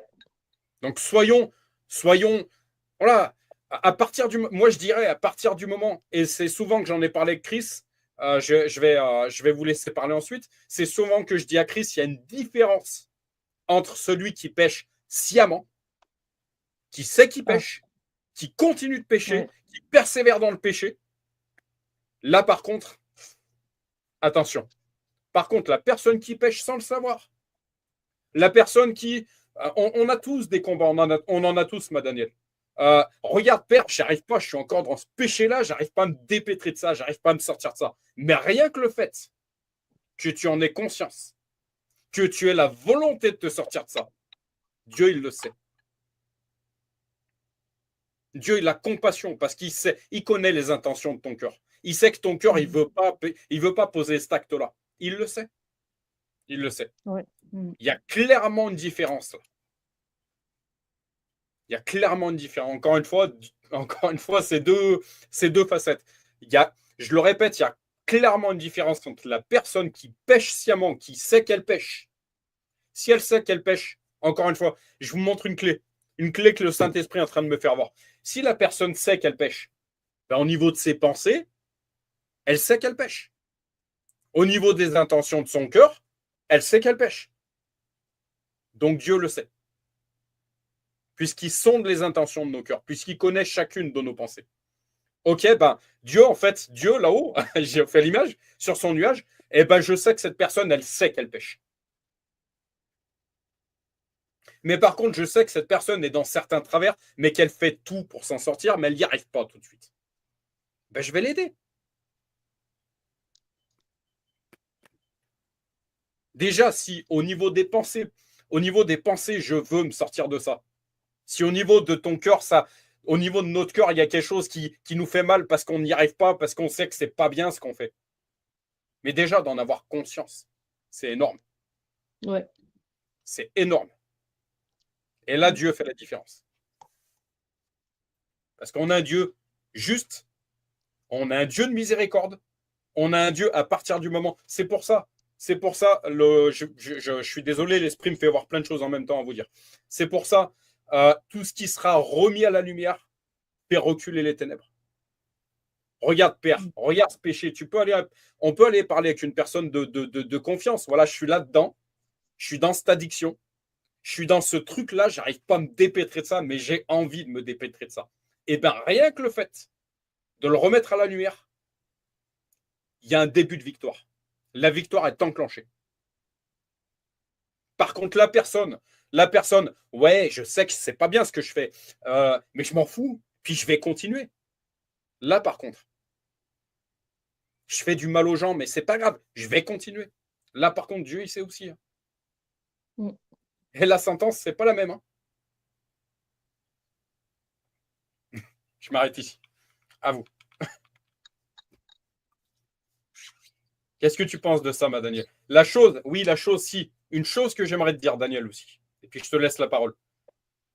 Une question que j'aimerais te poser. Est-ce que le Saint-Esprit te rend témoignage à l'intérieur de toi? Ouais. Alors, sois en paix. Oui, je suis en paix, hein. Je suis en paix, mais c'est le fait que tu aies parlé de malédiction éternelle qui existe, ça m'a perturbée. Bien sûr. Mais C'est bien ça sûr. qui m'a perturbée. Ouais. Promis, ma chérie, je vois ton doigt, je finis avec Daniel et je te laisse la parole, promis.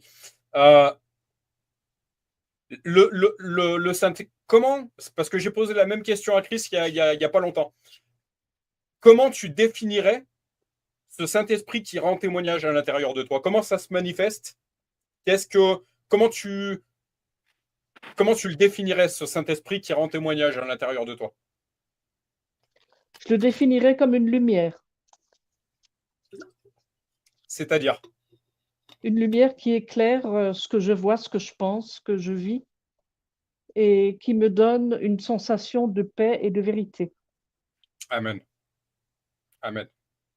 Alors, si c'est le cas, sois en paix. Sois en paix. Quand tu fais des choses qui sont pas bien, il te le fait voir, l'esprit, il te le montre. Ouais. Ouais. Et c'est ce verset biblique, en fait, tout simplement, c'est l'esprit qui convainc de pécher. Mm. Tout simplement. Alors, sois en paix, c'est une preuve que l'esprit est à l'intérieur de toi. Et si tu veux, à la fin du live, on priera pour ça. Mais rien que le fait que tu sens que Il y a des moments, tu es attristé parce que tu sais ce que tu as dit, il ne fallait pas que tu le dises. Cet acte que tu as fait, il ne fallait pas que tu le fasses, etc. Rien que ça, c'est une preuve. Parce qu'une personne qui pêche sciemment, elle n'a pas de remords. Hmm. Elle n'a pas de remords. Elle s'en fout. Vas-y, ma chérie.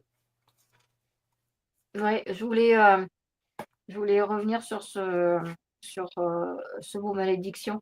Bah, enfin, sur ce que tu avais dit par rapport au questionnement de Daniel. On n'oublie pas que en fait, il y a deux clans qui s'opposent. Il y a la lumière et il y a les ténèbres. Ouais. En fait, je pense que tel que mon chéri l'a apporté, il faut voir le sens, malédiction. Dieu dit qu'on a une malédiction perpétuelle, mais en fait, c'est pas lui qui nous donne cette malédiction, c'est nos actes, c'est les conséquences de nos péchés. En fait, c'est plus un avertissement, qu'il nous donne parce que, quand on va dans le sens même des mots, dans l'étymologie des mots, qu'est-ce qui s'oppose à malédiction? C'est bénédiction. Et bénédiction, dans bénédiction, il y a bien, il y a le mot bien. Le bien, c'est quoi? C'est la lumière, c'est Dieu et Dieu veut nous bénir. Heu, Puisque d'ailleurs, même le pire des pécheurs qui se repent, il lui laisse l'occasion de se rependre jusqu'au bout puisqu'il est miséricordieux, il est aimant. Heu, dans le mot malédiction, bah, l'étymologie première, c'est le mot mal. Le mal, il est représenté pas par Dieu, c'est pas Dieu qui donne le mal, qui engendre le mal, finalement, c'est le diable. Le fait de rester plongé, sciemment, dans les péchés, de pécher sciemment, fait qu'en fait, on a à contrario, non pas la bénédiction de Dieu, mais la malédiction du diable, puisque finalement, c'est comme si la personne, elle faisait un pacte avec le diable. Bah oui, tu es dans ce péché, tu y restes, tu reconnais pas et puis tu continues. Donc en fait, il se rapproche beaucoup plus de Satan que de Dieu. Et en fait, Dieu veut nous alerter sur le fait que attention, attention à votre chair, parce que votre chair peut vous, emmener, comme d'ailleurs elle l'a déjà fait, il y a l'histoire d'Adam et Ève, peut vous emmener à la malédiction et la malédiction finalement c'est quoi? Bah, c'est simplement la conséquence de vos actes. C'est pas autre chose, c'est pas moi qui vous donne la malédiction. Par La contre, malédiction, c'est Satan qui vous la donne parce que vous êtes, voilà, vous avez trop, «flirté» entre guillemets avec lui. C'est les conséquences et moi, je laisse parce que vous avez des leçons à tirer de tout ça et ça vous permettra peut-être justement, de vous rapprocher de moi, de faire, la balance. Parler de balance, mon chéri tout à l'heure. Est-ce que vous préférez, être avec moi dans la bénédiction ou est-ce que vous préférez être avec le diable dans la malédiction? par contre, je me permets une chose qui est extrêmement importante à préciser. J'entends ce que tu dis, ma chérie. Par contre, pour moi, c'est incomplet. N'oublions pas, encore une fois, ces deux réalités. Le pèlerinage qu'on est en train de faire sur Terre, mais il y a autre chose qui nous attend ensuite. Il y a autre chose qui nous attend ensuite. Je vous appuie avec un verset qui est Matthieu 10, 28. Ne craignez pas ceux qui tuent le corps et qui ne peuvent tuer l'âme. Craignez plutôt celui qui peut faire périr l'âme, donc mourir l'âme, et le corps dans la géhenne. Je répète, ne craignez pas ceux qui tuent le corps et qui ne peuvent tuer l'âme, craignez plutôt celui qui peut faire périr l'âme et le corps dans la géhenne. Je répète, on a un pèlerinage, on est dans un pèlerinage sur Terre qui est furtif, finalement, qui passe très très vite. Par contre, je pense qu'une question qu'on doit se poser très sérieusement, où est-ce que je veux passer mon éternité? Et une chose que j'ai entendue récemment, notre pèlerinage terrestre sert et conditionne où est-ce qu'on va passer notre éternité. On se rend bien compte, tous de notre côté, que la Terre, finalement, notre pèlerinage terrestre, est une école. Mais une école pour aller où? Et pour faire quoi? Elle conditionne où est-ce que nous allons passer notre éternité. Et ça, on doit le dire. La GN est quelque chose de réel. L'enfer est quelque chose de réel. Alors, je suis d'accord. Il y en a qui l'expérimentent déjà sur Terre. Parce que quelqu'un qui n'a pas des pensées qui sont de Dieu, alors elles sont du diable. Il n'y a pas 36 solutions, il y en a 2. Il n'y a pas 36 options, pardon, il n'y en a que 2. C'est soit c'est du diable, et si c'est pas du diable, alors c'est soit de Dieu, ou alors si c'est pas de Dieu, alors c'est du diable. N'oublions pas ces 2 réalités. Nature spirituelle, nature charnelle. Nous sommes une nature spirituelle qui vient épouser cette nature charnelle le temps de notre pèlerinage terrestre. On vient épouser ce gant en latex le temps de notre pèlerinage terrestre. Ok, je suis dans ce corps de chair, mais quelles sont mes pensées? Est-ce qu'elles sont noires? Alors je suis déjà en enfer. Qu'est-ce qui est en enfer? Pas cette chair dans ce pèlerinage terrestre. Mais non, ma nature spirituelle est déjà en enfer. C'est pour ça qu'on a ce verset qui dit la seconde mort, il y a aussi 2 morts. La mort charnelle, la mort spirituelle. Encore une fois, c'est 2 natures. Tu peux être vivant charnellement, mais mort spirituellement. C'est pour ça que le nombre de séries nous parle de morts vivants. Mais il y a des êtres sur Terre qui, malheureusement, sont des morts vivants. Et on l'observe tout autour de nous. Il y a certaines personnes, on se dit, mais je ne sais pas ce qu'elle a cette personne, mais malheureusement, je suis triste pour elle. Ces séries qui nous mettent, c'est toutes ces séries, vous m'excuserez, je vais rester poli en plein live, mais qui nous parlent de morts vivants à longueur de journée. Mais c'est réel. C'est réel, c'est pas qu'un film, c'est réel. Et eux rigolent de ça. Encore une fois. Eux se marrent de ça. Est-ce qu'on se rend bien compte, encore une fois? Et la chose que je voudrais dire, c'est que, puisque, encore une fois, la lumière existe, le blanc existe, le noir existe aussi. Hein. Puisqu'on a une vie éternelle, puisqu'en Christ, on a une vie éternelle qui est disponible, si on n'est pas en Christ, il y a autre chose qui peut il y a autre chose qui nous attend. La chose que je voudrais rajouter là-dessus, encore une fois, parce que on a un Dieu miséricordieux, on a un Dieu de justice, j'ose espérer et je déclare que très peu d'âmes finalement finissent réellement en perdition. Je veux le déclarer ça. J'ai confiance en mon Dieu. Je veux lui faire confiance sur ce point-là, que finalement, il y a très peu d'âmes qui finissent dans la GN, comme nous parle la parole, mais c'est réel. C'est réel.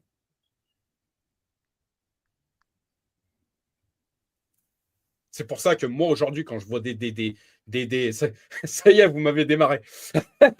Quand je vois mais ça me fait bondir sur ma chaise, c'est clair. Mais est-ce qu'ils se rendent compte?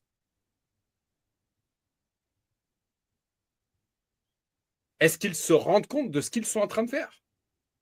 Et ils rigolent avec le péché? Ils s'amusent avec le péché?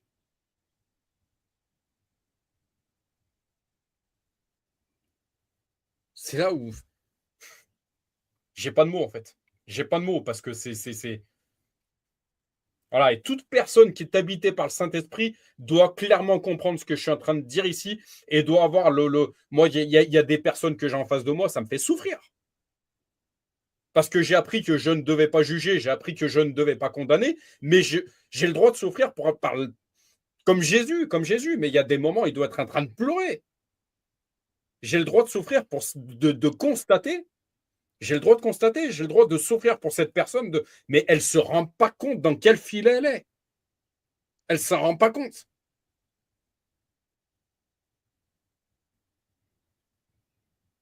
Il y a des choses qui, en tant que chrétienne, en tant que chrétien, mais ça doit nous attrister, mais profondément, en fait.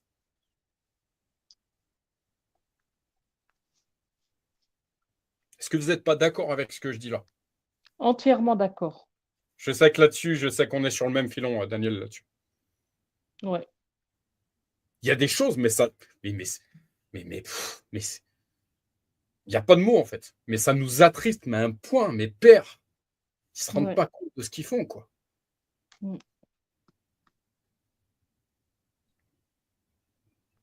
C'est Ouais, pour ça c'est qu'il y a des terrible. moments, pour ça qu'il y a des moments, encore une fois, et là, je sais que là-dessus, on se comprend complètement, Daniel, le nombre de fois qu'on en a parlé, mais on a des valises sous les yeux, de voir ce qu'on voit, quoi. Ouais. De constater ce qu'on constate. Mm. Il y a des moments, à 41 ans, moi, il y a des moments, j'ai des gros moments de fatigue. Parce qu'il y a des moments, je suis oppressé. Ouais, il y a de quoi. Alors peut-être que je suis encore en cheminement, peut-être que je suis quand même beaucoup plus dans la paix qu'il y a quelques années en arrière. Je pense que ma femme peut te le témoigner, Daniel, mais il y a des moments, c'est quand on aime, quand on est habité de l'amour de Dieu, alors si on aime les gens, si on aime les âmes, et ben forcément, il y a des situations, mais ça nous attriste profondément. Ouais.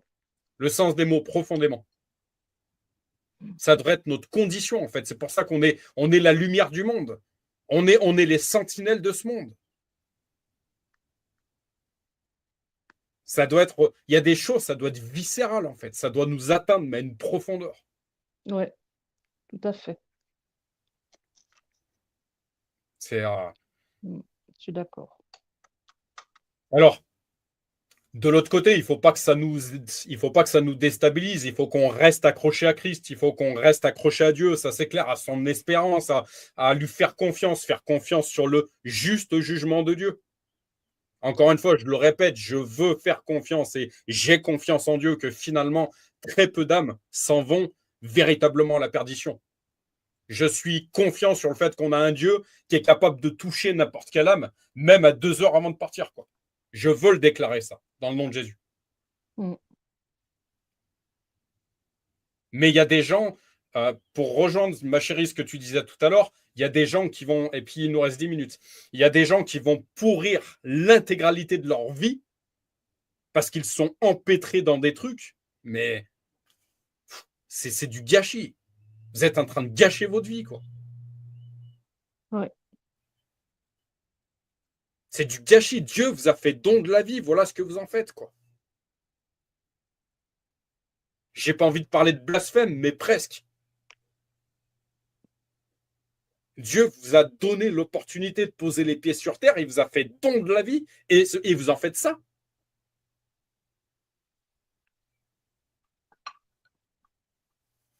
C'est. Moi, j'ai pas de mots. Quand je pars dans ce type de discussion, il y a des moments où j'ai plus de mots, en fait. Mm. Voilà. J'ai peut-être tort, hein, j'ai peut-être pas raison sur tout, hein, mais en tout cas, voilà quel est mon état d'esprit par rapport à ce genre de choses.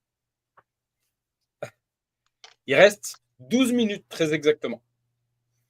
Ma Danielle, est-ce que rapidement, tu veux donner un mot de la fin? Oui, je trouve que c'était super intéressant ce soir et on pourrait continuer la prochaine fois un petit peu sur la même ligne, hein, parce qu'il y a à creuser là. De toute façon, au fil des chapitres de la Bible, on reviendra forcément sur certains trucs. C'est Ouais, obligatoire.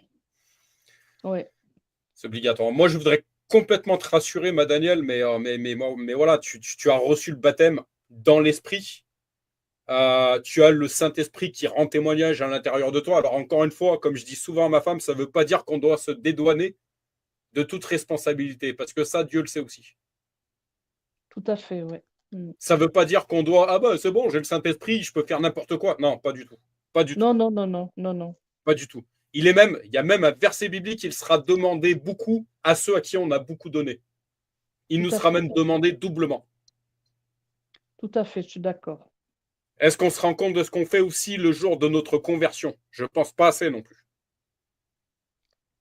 Ben, on n'a pas encore la maturité pour tout réaliser, hein. La maturité, on l'acquiert sur le chemin. C'est ça. C'est le Seigneur qui nous la donne, hein, Mais parce en que fonction. Certains chrétiens, ah bah c'est bon, j'ai le Saint-Esprit. Alors, il y a un autre verset, enfin, vous avez été libérés du joug de la servitude.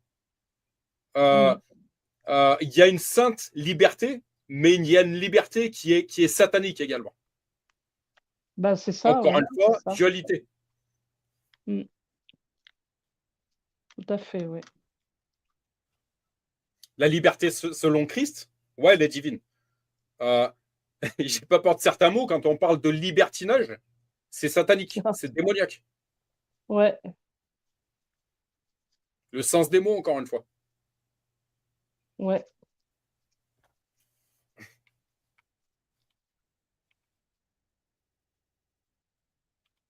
Ma chérie, en quelques mots, hein, vraiment. Non, bah, cette malédiction, comme cette bénédiction, c'est clair que c'est le résultat en fait de notre périple sur terre une fois qu'on va rendre l'esprit. Mais finalement, la malédiction, c'est qui nous l'a donnée? Merci Adam et Ève, parce que c'est par le péché de la chair qu'on l'a. Voilà, et Ouais. c'est ça qu'on a à combattre tout le restant de notre vie. Si on veut pas être maudit et aller en enfer, et si on préfère être béni et aller auprès de Dieu. Voilà. Bénédiction, malédiction, c'est, on va dire, le prix suprême qui nous reviendra une fois qu'on sera parti de ce monde. Voilà. Alors, par rapport à ce Après, que tu dis, ma chérie, je fais un gros clin d'œil à notre Daniel. Vraiment un gros clin d'œil pour toi, ma Daniel. Si par un seul homme, beaucoup sont tombés, par un seul homme, beaucoup seront sauvés.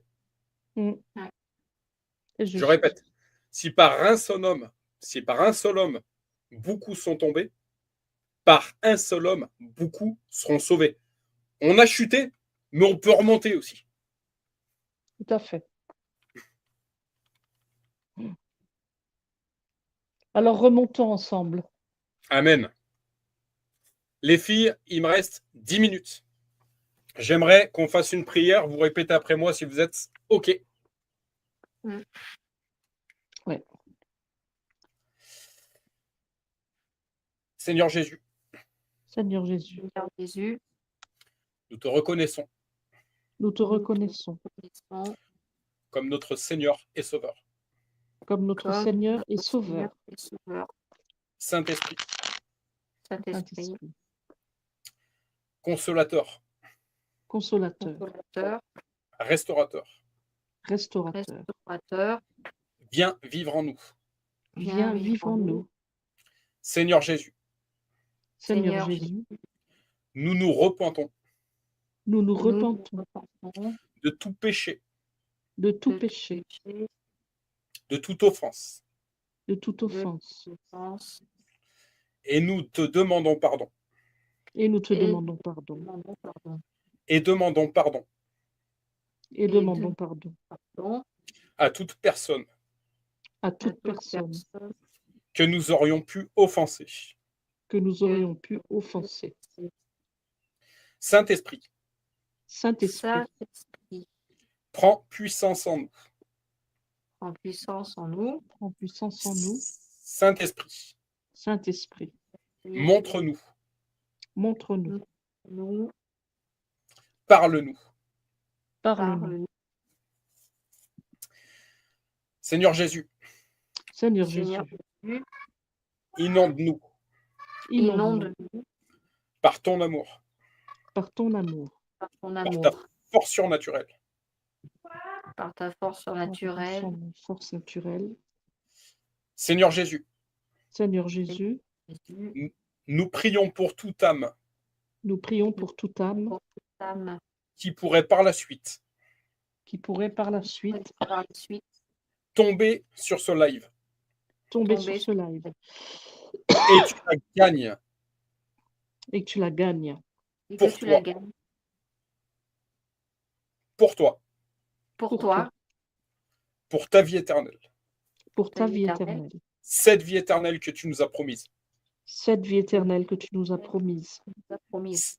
Saint-Esprit, Saint-Esprit, touche touche d'une manière surnaturelle d'une manière surnaturelle.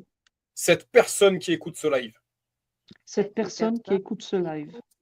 Seigneur Jésus, Seigneur Jésus, continue de nous instruire, continue de nous instruire, de nous montrer cette vérité, de nous montrer cette vérité, ta vérité, ta vérité, par ta parole, par ta parole, qui est la vérité. qui est la vérité. Montre-nous Montre-nous là où nous sommes dans l'erreur, là où nous sommes dans l'erreur, pour que nous allions pour que nous allions de révélation en révélation, de révélation en révélation, de victoire en victoire, de victoire en victoire. en ton saint nom Jésus. En ton saint nom Jésus, Nous avons prié. nous avons prié. Amen. Amen. Il reste 5 minutes. Est-ce que l'une de vous deux, ou peut-être les deux, veut faire une rapide prière?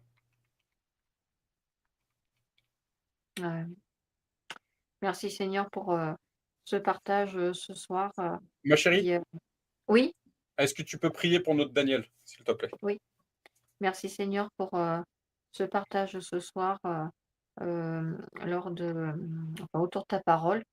Merci encore pour cet enseignement et ces échanges qui ont eu lieu entre nous trois et que ces échanges, ce bout de parole de Genèse 5 lu également puisse impacter toute personne qui verra ou entendra ce live, puisse l'emmener vers toi, euh, rapprocher de toi et avant tout et surtout euh, parler, parler en elle et, et, euh, et la toucher dans le sens où elle continuera de venir au live et elle achètera une Bible pour commencer à lire et te chercher.